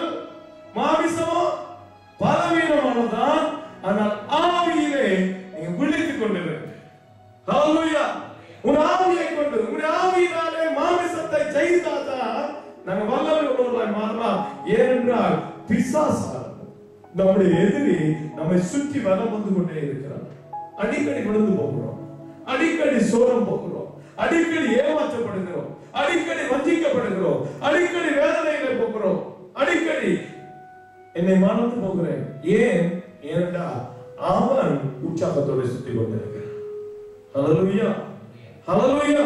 நாங்க எந்தவித ஆயுதம் எனக்கு கொடுக்கப்பட்டாலும், எந்தவித வல்லமை இருந்தாலும், எப்படி வரம் பெற்றவனாய் இருந்தாலும், எத்தனை நாட்களுக்கு முன்பதாய் ரட்சிக்கப்பட்டிருந்தாலும், அந்நிய பாஷை பேசினாலும், அபிஷேகம் உண்டு என்று சொன்னாலும், என்னுடைய ஆவி தூங்கும் ஆகிய சகோதரர்களே, நான் இழந்து போகிறது நிச்சயம். அன்றைக்கு அத்தனை ஆயுதங்களோடு 6 வாரங்களோடு அங்கே 10 கன்னிகைகள் புறப்பட்டு வந்தார்கள். 10 பேரும் அந்த இளவரசரை சந்திக்க வேண்டும், அந்த ராஜாவை சந்திக்க வேண்டும் என்று உற்சாகத்தோடு அதே ஆடம்பரத்தோடு வந்தவங்க அரண்மனையில கொஞ்சம் பேர் சோர போனார்கள். ஹல்லேலூயா. இன்னைக்கு நாம் ஆரம்பித்திருக்கிற ஆரம்பம், ஆவியிலே ஆரம்பித்து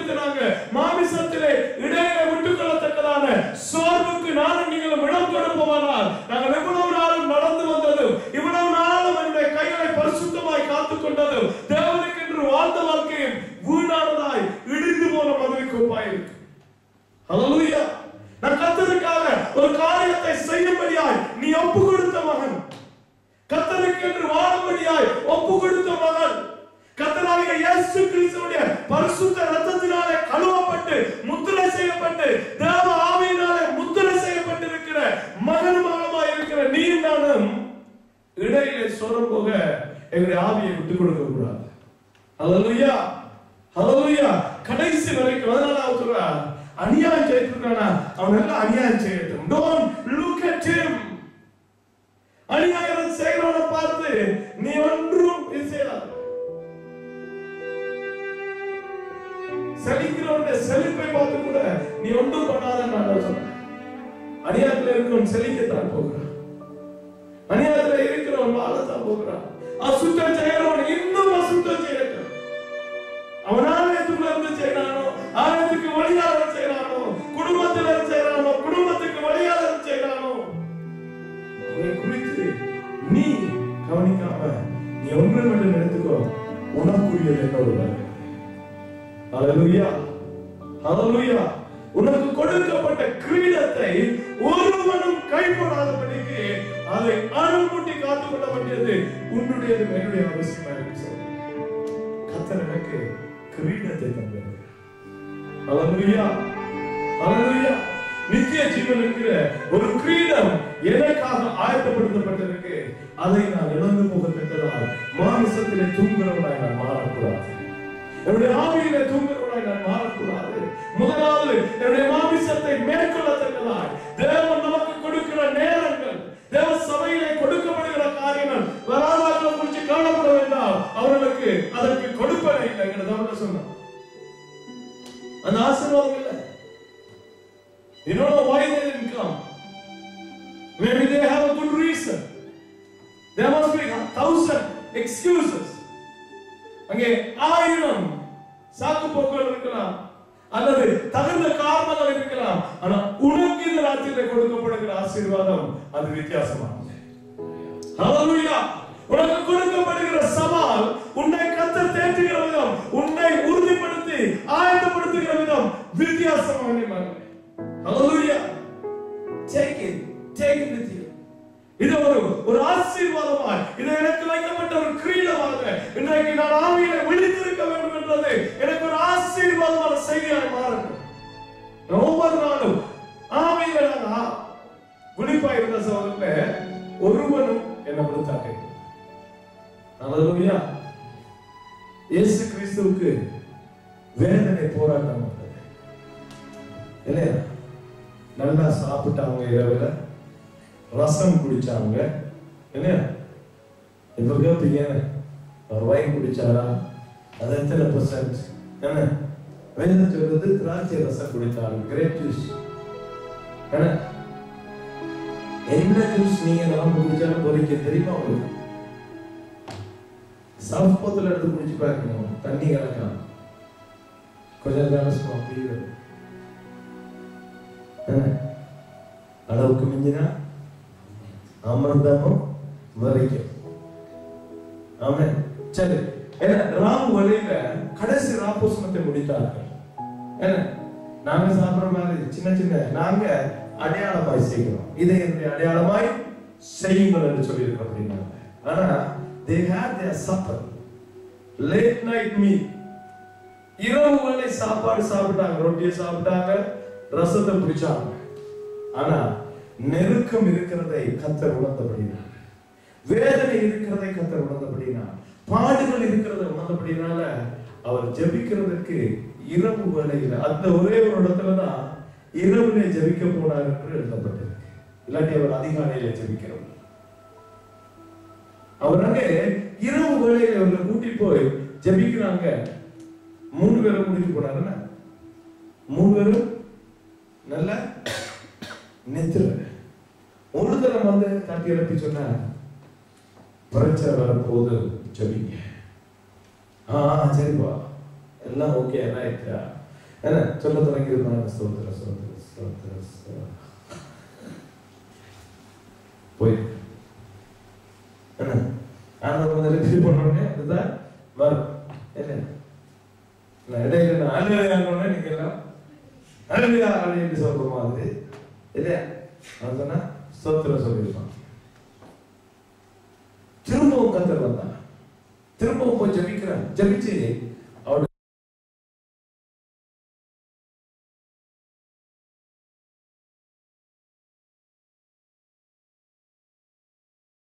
பயம் உருவாகி வேதனையில துக்கத்துல அவருடைய இந்த வியர்வை துவாரங்களுக்குள்ள ரத்தம் மாற்றலாம். இந்த ரத்தத்தோட இந்த போராட்டத்தோடு திரும்பி பார்க்கிறார். தன்னோடு கூட ஜெபிக்க என்று கூட்டி வந்தவர்கள் அங்கே குரட்டை விடுகிற சத்தம் கேட்குது. திரும்ப சொல்ற எதிராளி வரப்போகிறான், கொஞ்ச நேரமாவது ஜெபிக்க. ஆமாண்டவர் ஆமாண்டவர் நீங்க போங்க, நீங்க சில பேருக்கு அடிச்சு பிடிச்சு ரொம்ப நேரம் மற்றவன் எல்லாம் அடிக்கிறோம். சும்மா தட்டி பாருங்க, என்ன சிரிச்சுட்டு புன்முறுவலோட இருக்கான். அவருடைய ஊரே அனுப்பிதான் இருக்கும். எல்லாம் படுத்துட்டான். திருப்பி திரும்பவும் வந்து அடிச்சார். தூங்கிட்டாங்க. ஆனா அவரை பிடிச்சாங்க, அவரை கொண்டு போனாங்க, அவரை வேதனைப்படுத்தினாங்க. அவர் ஒரு வாய் பேசவில்லை, ஒரு சொல்லு பேசவில்லை. ஏன்னா இரவு முழுவதும் செய்த ஜெபம் அவருடைய ஆவியை தாண்டினது. ஆனா இவருக்கு பின்னால ஜெபிக்க வந்ததுல ஒருவன் போறான். இரவு ஆண்டவர் அடிச்ச பிறகு ஒரு நித்திரையெல்லாம் போயிடுச்சு. சரிங்களா? அது அந்த 3 பேருக்கும் ஆண்டவர் அதாவது சூழ்நிலை நெருக்கமாட்டா தூக்கம் இருக்கா, பசி இருக்கா, எல்லாம் செய்யும். இயேசு பிடித்ததும் அவர் போர் வீரர்கள் பிடிக்கிறார்கள், அடிக்கிறார்கள். இப்போது அடைக்க போறாங்க. ஒருவன் ஆடையை கலப்பிக்க ஒரு நாள் அங்கி இல்லாம நிர்வாணமா ஓடி தப்பினான். இன்னொருவன் உஷாரில் எடுத்து காலை வெட்டினா, கத்திய போட்டு ஓடித்தான். இயேசுக்கு பின்னால போனான். பேதுரு இருக்கிற அந்த மனுஷன் போகிறான். இயேசுவை அடித்து அடித்து கொண்டு போய் அங்கே இரவு முழுவதும் அடித்து அவரை கட்டி வைத்து விட்டு அங்கே அரண்மனையிலே அந்த இருந்த இடத்தினுடைய மண்டபத்திலே கூடி குளிர்காய்ந்து கொண்டிருக்கிறார்கள். காலை பொழுது விடிந்ததும் கர்த்தராகிய தேவனை கொண்டு போய் அவரை சிலுவையில அறைவதற்கு ஒப்பு கொடுக்க வேண்டும் என்று இரவிரவா இருந்து பேசிட்டு இருக்கான். இவன் அந்த இடத்துக்குள்ள போனான். இவன் அந்த இடத்துக்குள்ள போயிட்டான். இவன் ஜெபிக்கவில்லை. இவனுக்கு தெரியல ஜெபம் தான் தன்னை பலப்படுத்துறது. இவன் அங்க போயிருக்கக்குள்ள அங்கே ஒரு வேலைக்காரி வந்து கேட்கிறா, நீயும் அவரோடு கூட இருந்தவன் கேட்கிறா, நீயும் அவரோட திரிஞ்சால் மாதிரி இருக்கு, உன்னை பார்க்க கழியிலே சொன்னா இல்லை நான் இல்லை என்று மறந்துட்டான். திரும்பவும் அவள் வந்து சொன்னா உன்னை பேச்சு காட்டி கொடுக்குது, நீ கழிலேயோ கவனமா இருக்க. அவரோட பேச்சுக்கு அந்த இடத்துல காட்டி கொடுத்து எந்த ஊரான எப்படிப்பட்டவன் என்ன என்பதெல்லாம் பேச்சு காட்டி கொடுத்தது. ஏன்னா உலகத்தின் மக்கள் தேவனுடைய பிள்ளைகளோட புத்திசாலிகளாக இருந்தாலும் நேசிக்கலாம். பாசுரா நீ கவிதையோ அவனோட நான் இருந்தா நான் இல்ல, நான் இருக்கல, அவனை தெரியாத எனக்கு, அவன் யாரோ அவனை அடித்து கொள்ளுங்க சொன்னான். அவனை தூசிக்கவும் அவனை சபிக்கவும் தொடங்கினான். அப்போது இயேசு அவரை பார்த்தா கோலை குவித்து என்று சொல்லுகிறது. ஹல்லேலூயா. பாருங்க, இயேசு மறுதலிக்கவில்லை. தான் வந்த மிஷனை அவர் மறுதலிக்கவில்லை. பாவிகளுக்காக ரத்தம் சிந்த வேண்டும், ஆனால் அவர் அடித்த அடியிலே, அவருக்கு கொடுத்த வேதனையிலே, சித்திரவதையிலே இல்லவே இல்லை, இது எனக்கு வேண்டாம் என்று அவர் சொல்லி மறுதலிக்கவில்லை. ஏனென்றால் அவர் இரவு முழுவதும் ஆவியிலே ஜெபித்தார். ஹல்லேலூயா. ஆனால் இந்த மனுஷனும் இரவு முழுவதும் நித்திரை கொண்டான். ஆனபடியினாலே வந்த போராட்டத்தை அவனால எதிர்கொள்ள முடியவில்லை. அவன் மறுதலித்தான் என்று வேதம் சொல்லுகிறது. 2 பேரும் ஒரே பாத்திரத்திலே உண்டு, ஒரே பாத்திரத்திலே குடித்து, ஒரே தோட்டத்திலே ஜெபத்துக்கு போய் ஒருவர் ஜெபித்தார், ஒருவர் தூங்கினார். அதே இடத்திலே பிடிக்கப்பட்டார்கள், அதே இடத்திலே நடத்தப்பட்டார்கள். ஒருவர் கடைசி வரை மறுதலிக்கவில்லை, ஒருவன் ஆரம்பத்திலே மறுதலித்து விட்டான். ஏனென்றா விழித்திருந்து ஜெபிக்க அவன் ஆவி அவனுக்கு பெறவில்லை. ஹல்லேலூயா. ஹல்லேலூயா. ஏன் நாங்க விழித்திருந்து ஜெபிக்க வேண்டும்? முதலாவது காரியம், பிசாசினுடைய போராட்டங்களிலே நாங்கள் விடுதலை அடையத்தக்கதாய் என்னுடைய மாமிசத்தை அடக்கி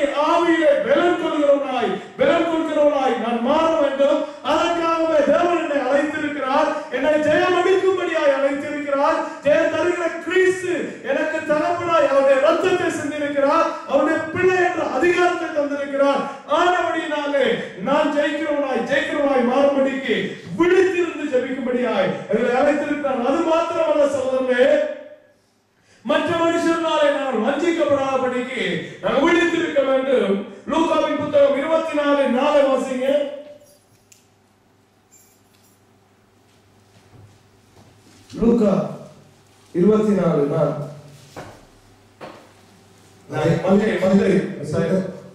மத்தேயு மத்தேயு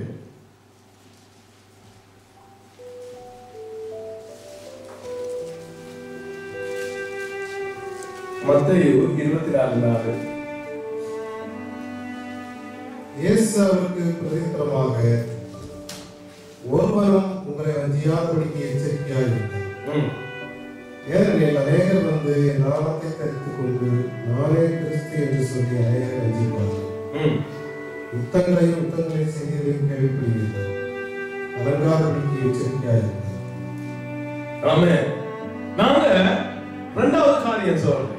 முதலாவது என்னுடைய மாமிசத்தை ஜெயித்து ஆவியிலே பலனுள்ளவனாய் மாறும்படிக்கும் பிசாசினுடைய தந்திரங்களை அறிந்து கொண்டு அதிலே வஞ்சிக்கப்படாதவர்களாய் இருக்கும்படிக்கு நாங்க ஆவியிலே விழித்துக் கொண்டு ஜெபிக்க வேண்டும். மாமிசத்திலே விழித்துக் கொண்டு ஜெபிக்க வேண்டும். ஆவியிலே விழித்திருக்க வேண்டும். இரண்டாவது காரியம், நாங்க வஞ்சிக்கப்படாதபடிக்கு. இன்னைக்கு நான் விழிப்புள்ளவனாய் இல்லாவிட்டால் வேத வார்த்தையிலே ஒரு ஆழம் இல்லாவிட்டால் ஒரு பெரிய பயங்கரம் வரப்போது என்றோ அநேகர் வந்து என்ன செய்யப்படுறாங்க? வஞ்சிப்பார்கள், நம்மளை ஏமாற்றுவாங்க. இன்னைக்கு அநேகர் நம்மை ஏமாற்றத்தக்கதாக நான் தூங்கிக் கொண்டிருக்க கூடாது, நான் அலட்சியமாய் இருக்கக்கூடாது, நான் சோர்வாய் இருக்கக்கூடாது. வஞ்சனையின் காலம் என்று வேதம் சொல்லுகிறது. ஹல்லேலூயா. அப்ப நான் வஞ்சிக்கப்படாதபடிக்கு நான் விழித்துக் கொண்டிருக்க வேண்டும். அடுத்த காரியத்தை வாசிங்க. லூக்கா 17:1-3 வரைக்கும்.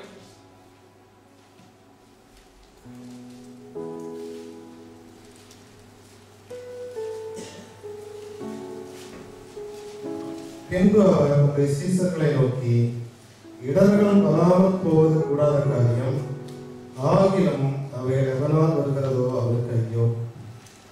அவன் இந்த சிறியரில் ஒருவருக்கு இடர்கள் உண்டாக்குவதை பார்க்கிலும் அவருடைய கழுத்தில் எந்திரக்கம் கட்டப்பட்டவன் சமுத்திரத்தில் தள்ளுண்டு போவது அவனுக்கு நலமாயிருக்கும். குறித்து எச்சரிக்கையாயிருங்கள். உங்கள் சகோதரன் உனக்கு விரோதமாய் பேசுகிறார், அவனை கடிந்து கொள். அவன் மனஸ்தாபப்பட்டால் அவனை மன்னிப்பாயாக. அவன் ஒரு நாளில் 7 தினம் உனக்கு விரோதமாய் குற்றம் செய்து 7 தினமும் இடத்தில் வந்து நான் மனஸ்தாபப்படுகிறேன் என்று சொன்னால் அவனை மன்னிப்பாயாக என்றார். ஹல்லேலூயா. மூன்றாவது காரியம் சொல்றதுல இரண்டாவது காரியம், நமக்கு அநேகர் வஞ்சிக்காதபடிக்கு விழிப்பாயிருக்காங்க. நான் சொல்றேன் தெரியுமா, அவங்க செய்தாங்க, இவங்க செய்தாங்க, ஏன் செய்தாங்க? நான் விழிப்பில்லை, நான் அதை யோசிக்கல. இன்னைக்கு அநேக கிறிஸ்துக்கள் வந்து அவர் இயேசுவை தான் சொல்றார். இயேசுவை சொன்னார், கள்ள போதகரும் கிறிஸ்துவும் வந்து கள்ளத்தனமான புதிய உபதேசங்கள், புதிய காரியங்கள், புதிதான விஷயங்களை எல்லாம் பிரசங்கம் பண்ணுவாங்க. நமக்கு தெளிவில்லாட்டி என்ன செய்வோம்? நாங்க விழிப்பில்லாட்டி அதுல விழுந்து போவோம். அடுத்த காரியம், நான் இன்னொருவனுக்கு இடரா இல்லாதபடிக்கு விழிப்போடு இருக்க வேண்டும். ஹல்லேலூயா, ஹல்லேலூயா. நான் எப்போதும் என்னை சோதிக்கிறவனாய், எப்போதும் என்னை நினைத்துக் கொள்கிறவனாய், இது நான் செய்கிறது எனக்கு தகுதியா? நான் தேவனுடைய மனுஷன், அதனால நான் பவுல் சொல்கிறான், எல்லாவற்றையும் செய்ய எனக்கு அதிகாரம் உண்டு, எல்லாவற்றையும் செய்ய எனக்கு முகாந்திரம் உண்டு. ஆனாலும் எல்லாம் எனக்கு தகுதியாயிராது. நான் இடராய் மாறக்கூடாது. நான் இடர பண்ணாதபடிக்கு இன்னொருத்தியை நான் விட பண்ணாதபடிக்கு அல்லது சோர பண்ணாதபடிக்கு பலவீனப்படுத்தாதபடிக்கு நான் விழித்துக் கொண்டிருக்க வேண்டும். ஹல்லேலூயா. விழிப்புள்ளவர்களாய் இருக்க வேண்டும். நான் செய்கிற ஒவ்வொரு காரியத்திலும், ஒவ்வொரு நடக்கையிலும் சோதனை நாங்கள் ஆவிக்குள்ளே இருந்தோம்னா எங்களுக்கு அழகாய் விளங்கும். நான் சோதித்து பார்த்திருக்கிறேன். நான் ஆவி இல்லாம அப்படியே உற்சாகத்திலே நண்பர்களோடு சேர்ந்து அப்படியே இருந்தேன்னா என்ன மறந்த நிறைய காரியங்கள் செய்வதை நான் பார்த்திருக்கேன். இல்ல, ஆவியோடு அவதானமா இருந்தா சில நேரங்கள்ல சில காரியத்தை தவிர்த்துக் கொள்ளுகிறேன், பேசாமல் இருக்கிறேன், அல்லது அந்த இடத்தை விலக்கிக் கொள்ளுகிறேன், அல்லது இன்னொரு காரியத்தை நான் செய்து கொண்டிருக்கிறேன். அப்படி நான் தப்பித்துக் கொள்ளலாம். நம்முடைய ஆவி விழிப்புள்ளதா இருக்குமானா, நம்முடைய ஆவி விழிப்புள்ளதா இருக்குமானால் நான் மற்றவருக்கு இடரல் உண்டாகாதபடிக்கு, ஏன்னா கதை சொல்ற இடரல் உண்டாக்குறவனுக்கு எதிர்க்கல்ல கட்டி சமுத்திரத்துல போடுங்க. ஏன்னா அப்படி ஒரு இடரல் வரக்கூடாது.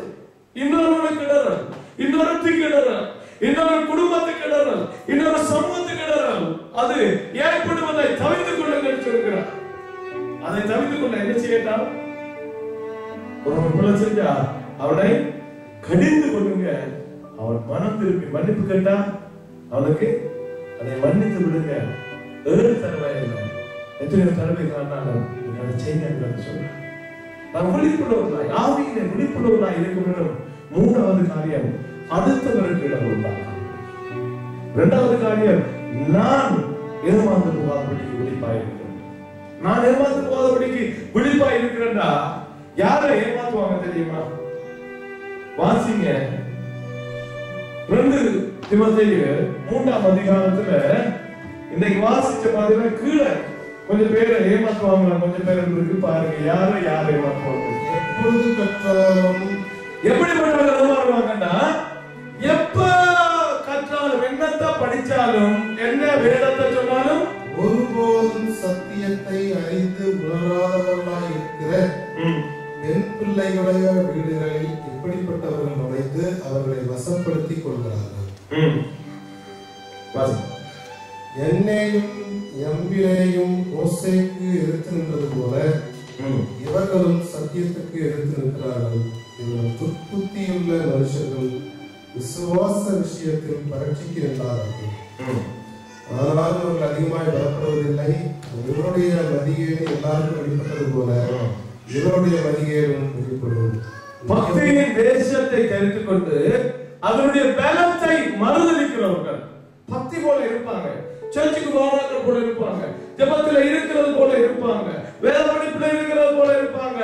ஆனா ஒரு போராட்டம் வந்தா விசுவாசம் இல்லை. ஒரு சின்ன பாதிப்பு வந்துட்டா எல்லாம் போயிடும். ஏதாவது ஒரு சோறு வந்தா எல்லாம் போயிடும். பக்தியின் வேஷத்தை தெரிந்து கொண்டு அதனுடைய பலம் என்ன பலம்? நமக்கு விசுவாசம் தான் நம்முடைய பலம். எல்லா நேரத்திலும் நான் விசுவாசத்தோடு விழித்துக் கொண்டிருக்கிறவர்களாக இருக்கிறோம். இது விசுவாசத்தை விட்டுருவாங்க. ஆனா பக்தி ஏதோ ஒரு காரியத்தை செய்யணும், சர்ச்சுக்கு வரணும். நான் வருகிற போது காலையில் ஒரு பாட்டு கேட்டு கொண்டு வந்தேன். ஒரு பாலிவுட்ல இருந்த பாட்டு, பாட்டு தான் ஆரம்பிக்குது.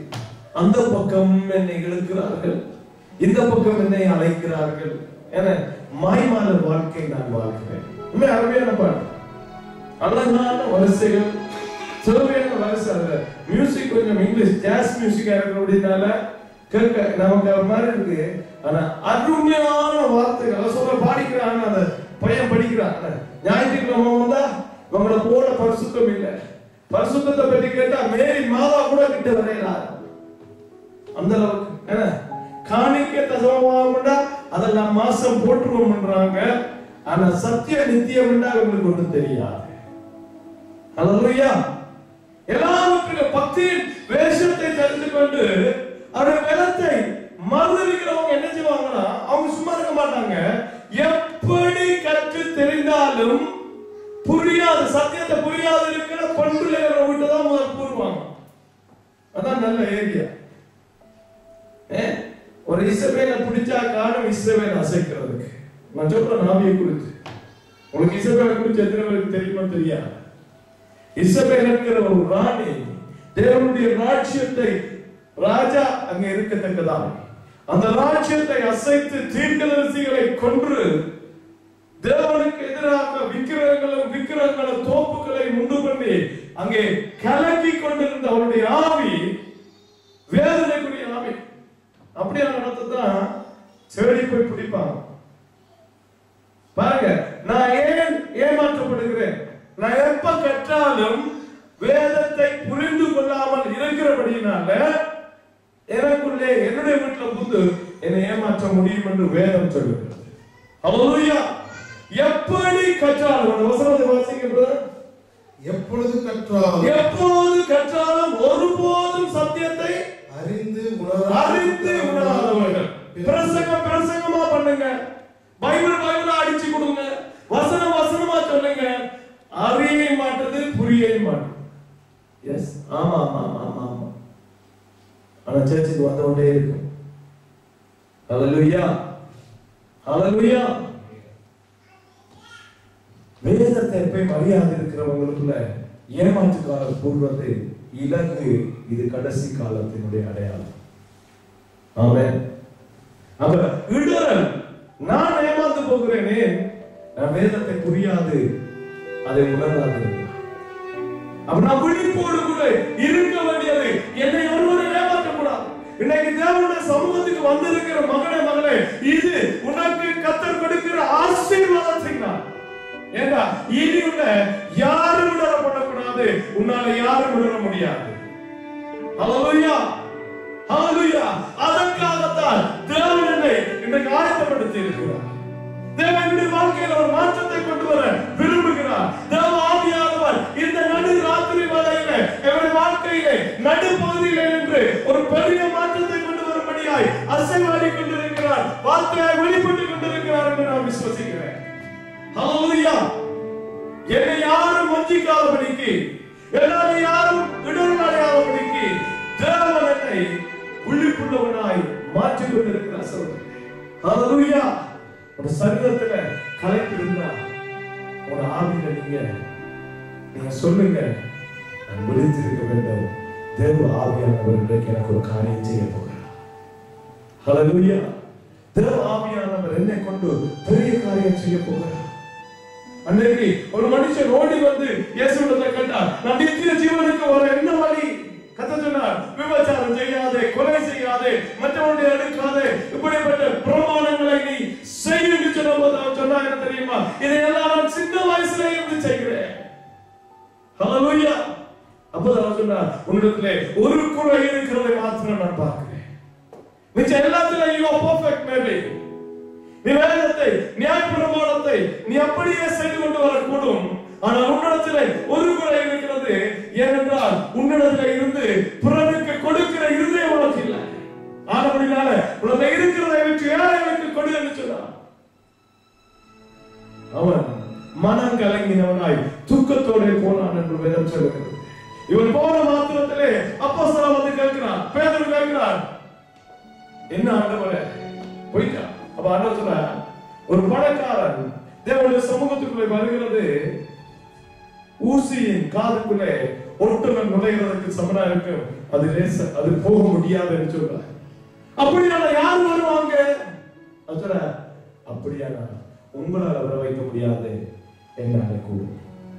ஹல்லேலூயா. நாங்க சில கேட்கிறோம், நாங்க ஆவியில பலப்பொருளும் இல்ல ஆண்டவரே, எத்தனையோ காரியங்களை கேட்கிறோம், எத்தனையோ தீர்மானங்கள் எடுக்கிறோம், நின்று பிடிக்க முடியவில்லை. நாங்க எப்படி வருவோம்? இப்ப தேவனுடைய ஆவியானவர் சொன்னார் என்ன தெரியுமா? உன்னால் கூடாதான் தேவனுடைய ஆவியினாலே எல்லாம் ஆகும். ஹல்லேலூயா. Not you, by my spirit I can do it. Not by might, not by strength, by my spirit everything is possible.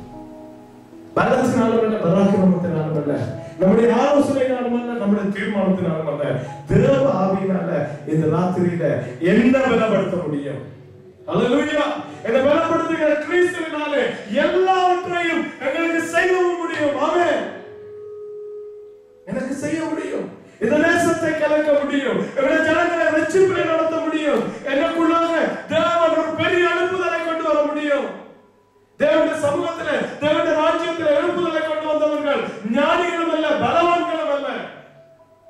பலவான்களையும் ஞானிகளையும் அவர் வெட்கப்படுத்தும்படிக்கு பலவீனர் நம்மை தெரிந்து கொண்டிருக்கிறார். ஆமென்.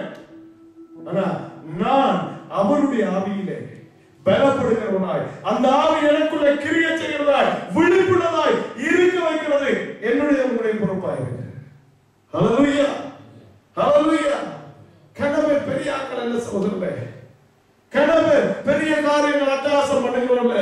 தேவனுடைய ராஜ்யம் பேச்சில் அல்ல, அது பலத்திலே இருக்கிறது. தேவனுடைய எழுப்புதல் பேச்சிலே அல்ல, அது பலத்திலே இருக்கிறது, அது நம்முடைய ஆவியிலே இருக்கிறது. எனக்கு தெரியும், உண்மையாவே உங்க உடம்புல களைப்பு இருக்கிறத ஆவியில உணர்றேன். அதே நேரம் கத்த சொல்ற, எந்த ஆவியினால உன்னை உயிர்ப்பிக்க முடியும், உலர்ந்த எலும்புகளை நான் எழுப்பி நிறுத்தி பெரிய சேனையாக்க முடியுமானா நீ நான் எம்மாத்திரம் கர்த்தருடைய ஆவிக்கு முன்னாக பலப்படுத்துகிற அவருடைய வல்லமைக்கு முன்பதாக நாங்க யாரு எங்களை கொண்டு கர்த்தர் செய்ய முடியும். ஆனா எனக்குள்ள ஒரு விருப்பம் வேணும், எனக்குள்ள ஒரு ஆசை வேணும், எனக்குள்ள ஒரு சம்மதம் வேணும் சகோதரர்களே, எனக்குள்ள ஒரு தியாகம் வேண்டும், தியாகத்துக்கான ஒரு உணர்வு வேண்டும். ஒருவேளை நித்திரை, ஒருவேளை களைப்பு, ஒருவேளை உணவு நான் தீர்மானமாய் தீர்க்கமாய் தியாகம் பண்ணுவேனால் கர்த்தர் கிரியை செய்வது பெரிய காரியம். ஹல்லேலூயா, ஹல்லேலூயா. நீ சொன்னது ஓடி வந்திருக்கிற உங்களை நிச்சயமா கர்த்தர் ஆசீர்வதிக்கிறார். ஹல்லேலூயா. அவர் வீணாக ஒன்றும் செய்கிறதில்லை. அதான் பவுல் எழுதும் போது சொல்கிறார், நான் வீணாக ஓடினதும் வீணா காரியம் செய்ததும் நான் நினைக்கிறது. ஏன்னா கர்த்தர் எனக்கு கடைசி நாள்ல அதை வைத்திருக்கிறார். அதை எனக்கு மாத்திரமல்ல, அதை விரும்புகிற அத்தனை பேருக்கு அதை கொடுக்கிறதுக்கு அவர் கிருபை. ஹல்லேலூயா. நம்முடைய வாழ்க்கையில சகோதரர்களே, முதலாவது என்னுடைய ஆவி என்னுடைய மாமிசத்தை ஜெயிக்கிறதா இருக்கிறது. இரண்டாவது காரியம் சுற்றி இருக்கிற பிசாசுடைய வல்லமையை அது வெல்லுகிறதாய், அதை அறிந்ததாய், அந்த தந்திரங்களுக்கு விடுதலையாய் விழிப்புள்ளதாய் மாற வேண்டும். மூன்றாவது காரியம் நான் அடுத்தவராலே பிசாசினாலே வஞ்சிக்கப்படாதபடி வலித்திருக்கிறோம். அடுத்தவராலே வஞ்சிக்கப்படாதபடி. ஜெபத்திலும் தியானத்தில் இருக்கிறவங்க ஒரு நாளும் வஞ்சிக்கப்பட மாட்டாங்க. நான் உங்களுக்கு சொல்றேன், நீங்க வஞ்சிக்கப்பட்டா போய் டெஸ்ட் பண்ணி பாருங்க. ஒரு ஜெப வாழ்க்கையும் தியான வாழ்க்கையும் அங்கேயே ஒரு கேப் எடுத்து யூ டெஸ்ட் யுவர்செல்ஃப். தியானத்துல ஜெபத்துல இருக்கிறார்கள் வஞ்சிக்கப்படவே மாட்டாங்க. மற்றவங்களால வஞ்சிக்கப்படுறது சரியான குறைவு. ஏன்னா அந்த ரூட் போக்குள்ளே தெரியும் நாம் விலகினோம், இது சரியில்லை. ஆவியான ஒரு வசனம் அடிக்கடி உணர்ந்து கொண்டே இருக்கு. நம்மளோட வாழ்க்கையில எங்க ஒழிப்பில்லாம அசதியாக ஜெப வாழ்க்கையில அவங்க தான் அழுகிறாங்க. அநேகர் அழுவாங்க. என்ன ஜெபிக்கிற சொல்றா என்ன அழுகிற நேரத்துக்கு ஜெபிச்சா அநேக காரியம் நடக்கும். குறை சொல்லி துக்கப்படுற நேரத்துக்கு ஜெபிச்சா நம்முடைய வாழ்க்கையில அநேக காரியம் நடக்கும் இல்லையா? குற்றம் பிடித்து இருக்கிறவங்க ஜெபிச்சா அநேக காரியம் நம்முடைய வாழ்க்கையில் ஆசீர்வாதம். ஹல்லேலூயா. நாலாவது காரியம் பார்த்திருக்கிறோம், நம்மாலே யாராலும் நாங்கள் இடக்கூடாது, எங்களால யாரும் இடக்கூடாது. வெளிப்படுத்தின விசேஷம் 3:2 வாசிங்க.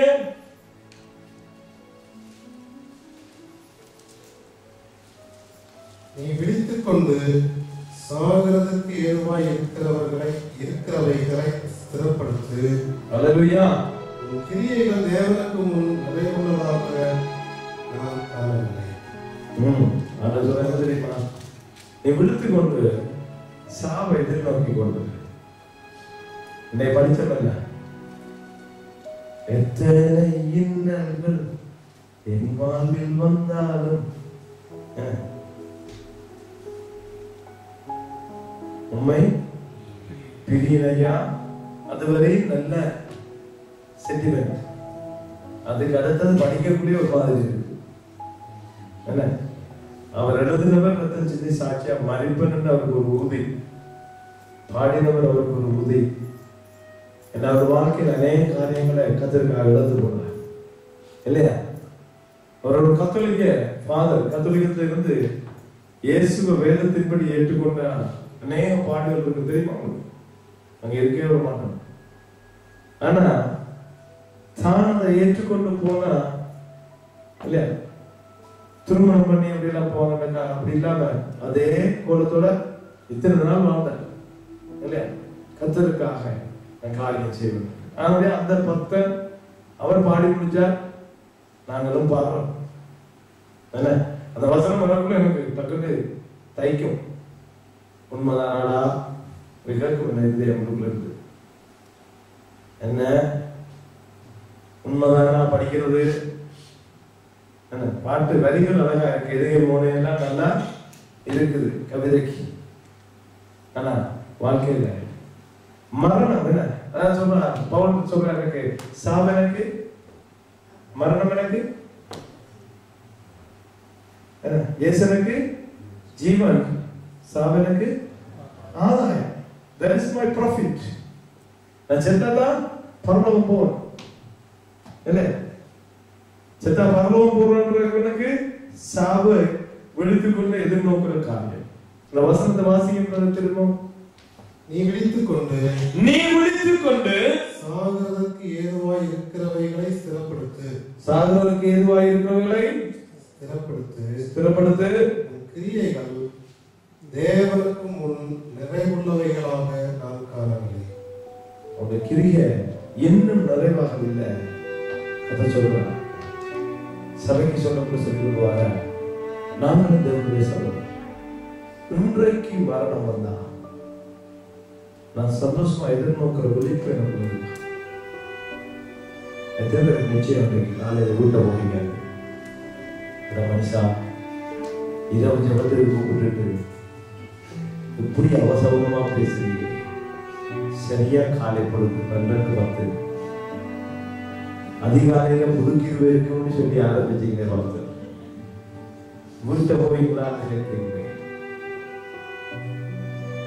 விழித்துக் கொண்டிருப்போம். மரணம் எப்பவும் வரும். ஹல்லேலூயா. மரணத்தை குறித்து நமக்கு விழிப்புணர்வு இல்லாவிட்டா நிச்சயமா நடந்து போகும். ஏன்னா காரியங்களை தள்ளி போடணும். வாரக்கிழமை ஒரு தீர்மானம் எடுக்கலாம். நானே இன்னைக்கு வருகிற ராப்போசனத்துல ஒரு தீர்மானம் பண்ணுவோம், ஒரு பொருத்தனை பண்ணணும் இல்லையா? இல்லாட்டி வருகிற ஒரு கூட்டத்துல ஒரு பாவம் மன்னிப்பை பெற்றுக் கொள்ளலாம். இன்னொரு இடத்துல தீர்மானம் எடுக்கலாம் என்று நான் தள்ளி போடுகிற ஒரு சுவாபம் இருக்கணும். சொல்ற மறிச்சிருக்கிறவங்களுக்கு, மறிக்க போறவங்களுக்கு விழிப்புணர்வு உண்டாக்கும்படி நீ விழித்துக் கொண்டிரு. ஹல்லேலூயா. மரணத்தை குறித்து விழிப்புணர்வுதான் நாங்க இருப்போம். மரணம் வருகிற சொல்றேன்.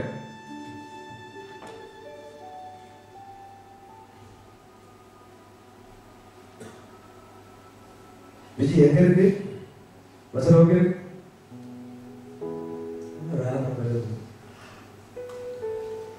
அது வரட்டும், அது வாய்ப்புனாலே போயிடும்.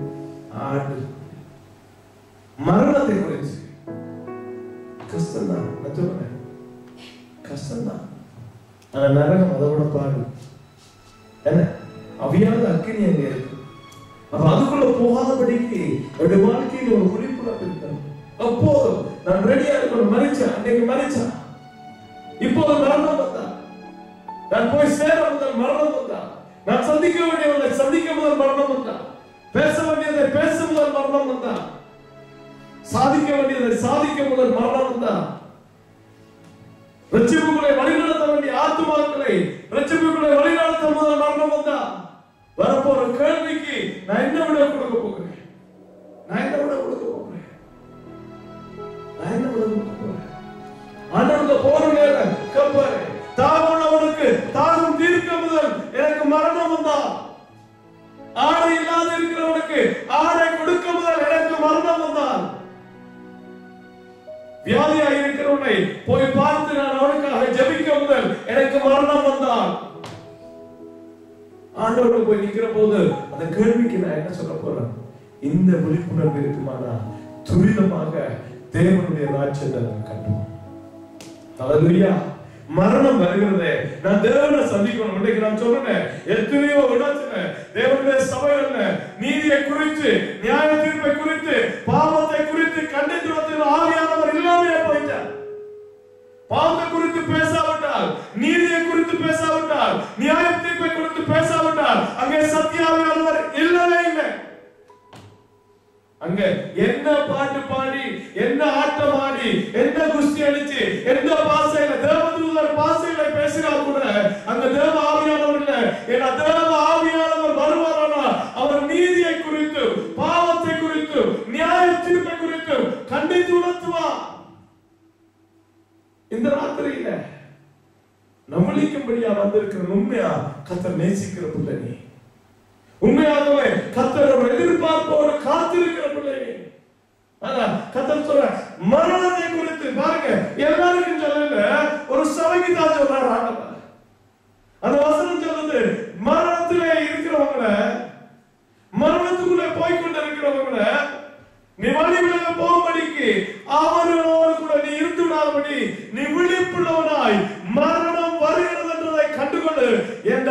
ஆரம்பத்தில் இருந்த காரியங்கள் உன்னிடத்துல இப்ப இல்ல. ஆதியிலே கொண்ட அன்பை நீ விட்டு விட்டாய். ஆதியில் அன்பு இருந்தது, அந்த ஒரு வார்த்தையில் அண்ணா இருந்தது. ஆத்துமாக்கள் என்றால் நமக்கு பெரிய ஆசை இருந்தது. ஆனா இப்ப அப்படி இல்லை. இப்ப எனக்கு நல்ல ஆழமான வார்த்தை, நல்ல புதிய வெளிப்பாடுகள், நல்ல நல்ல பாட்டுகள், நல்ல வாத்தியத்தோடு துதி, இதெல்லாம் எனக்கு சந்தோஷமாயிடுச்சு. மரணத்துல தேவன் கேட்க போகிற ஒரே ஒரு கேள்வி நான் சொல்றேன், ஞாபகத்துல நான் பசி ஆயிருந்தேன், எனக்கு ஆகாரம் கொடுத்தீங்களா? நம்முடைய சுவிசேஷ ஊழியம் சொல்லுங்க. நம்முடைய வாழ்க்கையில நான் ஒரு 10 பாடுகிறான், நல்ல அருமையான பழைய பாட்டு, ஒரு கையோட நான் உமடத்துல வரையணுமா? ஆண்டவரே, நான் வெறும் கையை நாங்க உமடத்துல வரலாமா? இந்த பூமியில இருந்து நாங்க கொண்டு போக போகிற ஒரே ஒரு சொத்து ஆத்மாக்கள் சொல்லுங்க. அது ஒன்றுதான் நடக்கிறது. பசியாயிருந்த நேரம் சாப்பாடு கொடுக்கிறது கணக்கில் போடப்பட்டது. இந்த பூமியில நான் என்ன செஞ்சேன் என்பதை கத்தர் கேட்க மாட்டான். எந்த பெரிய சபை நடத்தினா என்னட்டே அதே கேட்க, பெரிய கட்டடம் கட்டி எதெல்லாம் செய்து பார்த்திய சாப்பாடு எனக்கு பசியா இருந்த நேரம் கவனிச்சு எல்லாம் நான் கேட்பேன் என்று கத்த சொல்ல. மரணத்தை குறித்து வெளித்து சொல்ல, மரணத்தை குறித்து யோசனை என்னோட வாழ்க்கையில நானும் அந்த வர வேண்டும். காலையில இருந்து நான் சொல்றேன், ஞாபகப்படுத்தி கொடுக்கிறேன். காலையில இருந்து இன்றைக்கு நான் மறைத்து போனா என்னுடைய செய்திகள் காலை மனையில சொல்றது யோசிங்க. என்ன அவசரமா காலையில பேச கற்றுக் கொடுக்கிறார். இந்த அவசரம் தான் நல்ல சமூகத்தை கொடுப்பது. அல்லேலூயா. மனுஷன் ஆகும். என்ன மனுஷன் மரணத்தை மறக்கிற நேரம் எல்லாம் அவன் ஒரு மிருகம், அவன் ஒரு சுயநலவாதி. மரணத்தை மறக்கிற நேரம் எல்லாம் கல்ச்சரல் அனிமல், ஒரு கலாச்சாரம் பெற்ற ஒரு மிருகம் என்று சொல்றாங்க. ஏனென்றா கலாச்சாரம் இருக்கு, காரியம் இருக்கு, வேதனம் இருக்கு, காரியம் இருக்கு, எல்லாம் இருக்கு. ஆனா மிருகத்தனம் வேண்டாம். நம் மனிதன் என்ற நினைப்பில்லை, நியாய தீர்ப்பு எனக்கு வைக்கப்பட்டிருக்கிற என்ற ஞாபகம் இல்லை, தேவன் என்னை நீதியிலே கொண்டு போய் நிறுத்த போகிறார் என்ற உணர்வு இல்லை. அதனால மனுஷன் விழிப்பற்றவனா இருக்கிறார். கர்த்தர் சொல்றார், 5வது காரியம், மரணத்தை குறித்து விழிப்புள்ளவனாய் மாறு. மரணத்தை குறித்து விழிப்புள்ளவன் மாறுங்க. தேவனுடைய சபத்தை ஆனாவாள். நியாய தீர்ப்பை குறித்து மரணம் என்ன சொல்லுவேன், ஒரு தரம் மறிப்பதும் நியாய தீர்ப்பு அடைவதும் மனுஷனுக்கு நியமிக்கப்பட்டிருக்கிறது. That's the only one thing is going to happen. You're going to die and you're going for a judgment day. That's a judgment. மரித்தால் நியாய தீர்ப்பு. நியாய தீர்ப்பு என்ன? ஜட்ஜிக்கு முன்னால என்ன தீர்ப்பு? நியாயமான தீர்ப்பு. நான் செய்ததற்கு நன்மையும் செய்யாமல் விட்டதற்கு தண்டனை. ஹல்லேலூயா, ஹல்லேலூயா. இந்த மாதிரி பிரேவிக்கு 2.5 மாசம் வச்சிருக்க மாதிரி எல்லாம் கத்தர் வச்சு ஒவ்வொரு நாளும் விசாரிக்க போறாங்க. ஒரே கேள்வி பாருங்க, என்ன கொண்டு வந்திருக்கிறார்? என்ன கொண்டு வந்திருக்கிறார்? நல்ல சொத்து கொண்டு வந்திருக்கிறார். என்ன கொரோனா போட்டு இங்க கொண்டு வந்து சேர்த்து இருக்கிறார். கொரோனா தூக்கி அறிங்கோ என்ன வந்திருக்கிறார்? நல்ல திக்குவான் ஜீப்ல வந்திருக்கார். ஜீப்பை கொண்டு நசிக்க முடியுமோ?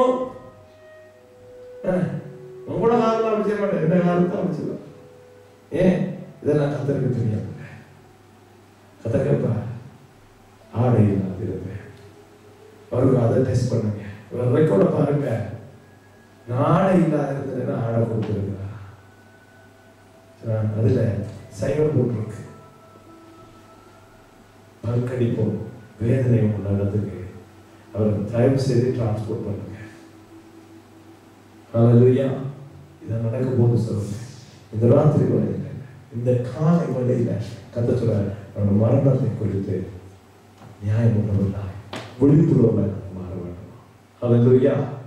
கர்த்தர் இந்த ராத்திரி வேளையில நம்மளை அழைத்து விழிப்பை குறித்து பேசிக் கொண்டிருக்கிறார். நம்முடைய வாழ்க்கையில ஒரு விழிப்புணர்வு வரும்படியா. ஆமென். ஹல்லேலூயா. எத்தனை பேர் நாங்க இந்த காரியத்தை தியானித்து நாங்க ஜெபிக்க போகிறோம்? எத்தனை பேர் நாங்க இந்த விழிப்போடு கூட தேவன் சபை சகோதரர். ஒருவருக்கு விளங்கல.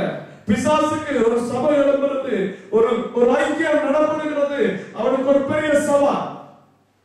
அதனால அவன் விழிப்புணர்வாக இராதபடிக்கு தூக்கங்களை, மயக்கத்தை அவனுடைய கண்களை கொடுத்து ஒரு மாயை உருவாக்கி அந்த காரியத்தை மேற்கொள்ள வேண்டும் என்று நினைக்கிறான்.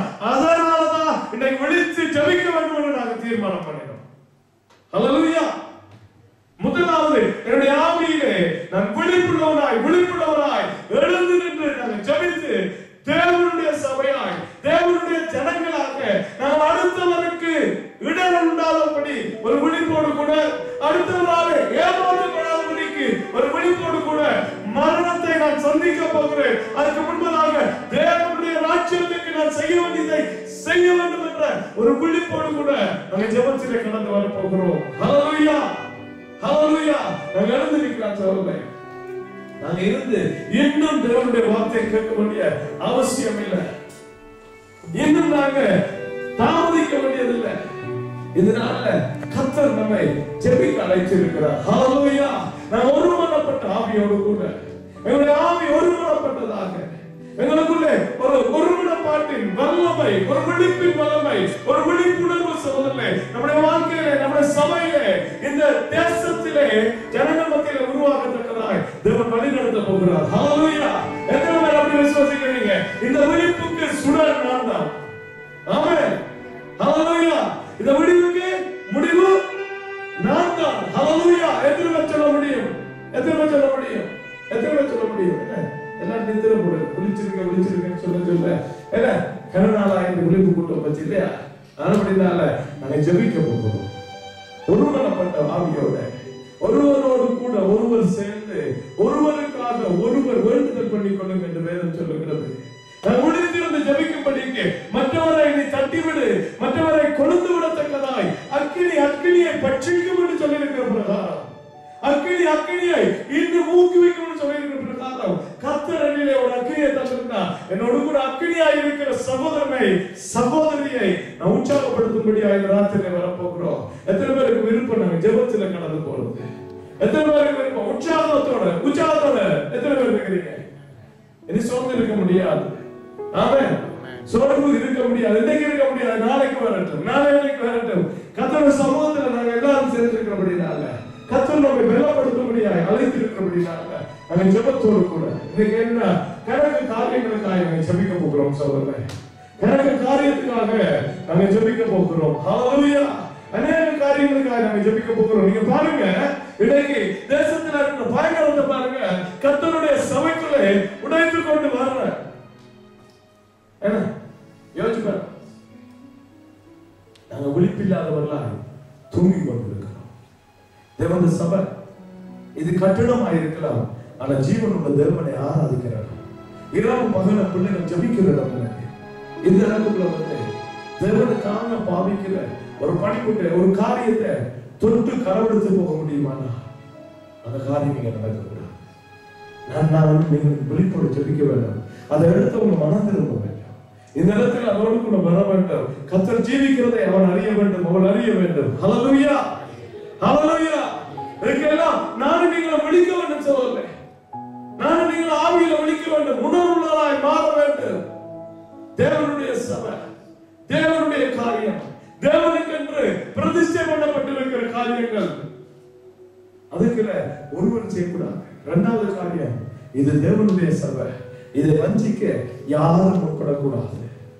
கலகங்கள் பண்ணி என்ன கூட்டம் கூடி சபைக்கு வெளியில போய் அங்க போய் இங்க போய் அதை செய்வோம் இது செய்வோம் என்று எவனும் மறைவிட கூட அனுப்பாதபடிக்கு தேவாலயமானவர் அக்கினியா இருக்க வேண்டும். ஆமென்.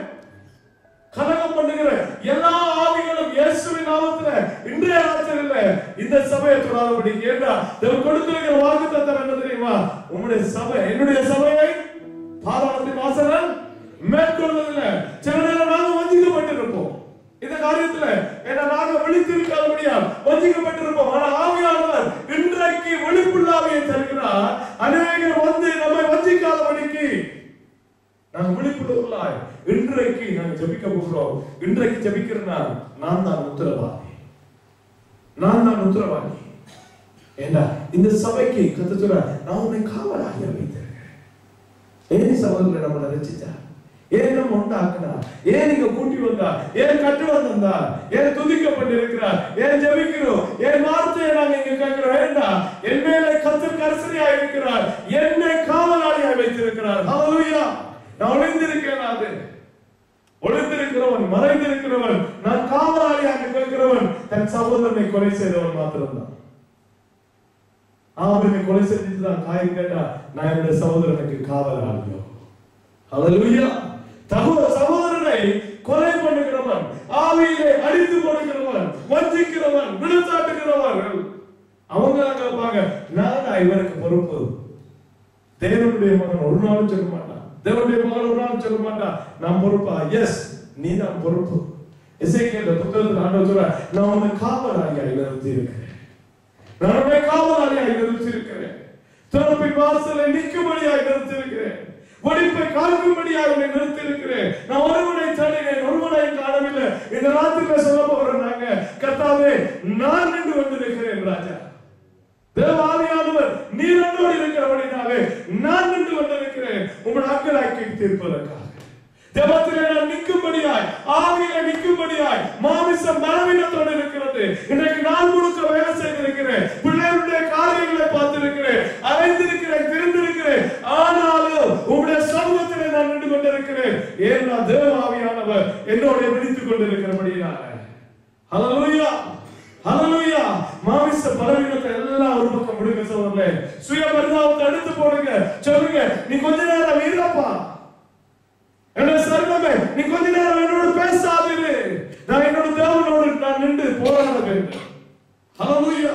என்னோட மாமிசமே எனக்கு டிஸ்டர்ப் பண்ணாத, என்னுடைய சிந்தை என்ன குழப்பாத. ஓ, எனக்கு தெரியும், எனக்கு பலவீனம் தான், எனக்கு வியாதி தான், எனக்கு வருத்தம் தான், எனக்கு சோர்வு தான். But don't please disturb me because I'm going to fight for God's kingdom. Hallelujah. தேவனுடைய ராஜ்யத்துக்காக நான் நிக்க போகிறபடினால என்னோட மாமிசமே நீ என்ன மேற்கொள்வதில்லை. ஹல்லேலூயா, ஹல்லேலூயா. ஒருவரோடு ஒருவர் சேர்ந்து நாங்கள் ஜெபிக்க போகிறோம். இந்த ராத்திரி முழுவதும் நான் கர்த்தரிடத்திலே பாடி துதித்து மகிமைக்குள்ளே நான் கடந்து போக போகிறோம். ஏன்னா புதிய நாளுக்குள்ள நான் கடந்து வந்து விட்டோம். ஹல்லேலூயா, ஹல்லேலூயா.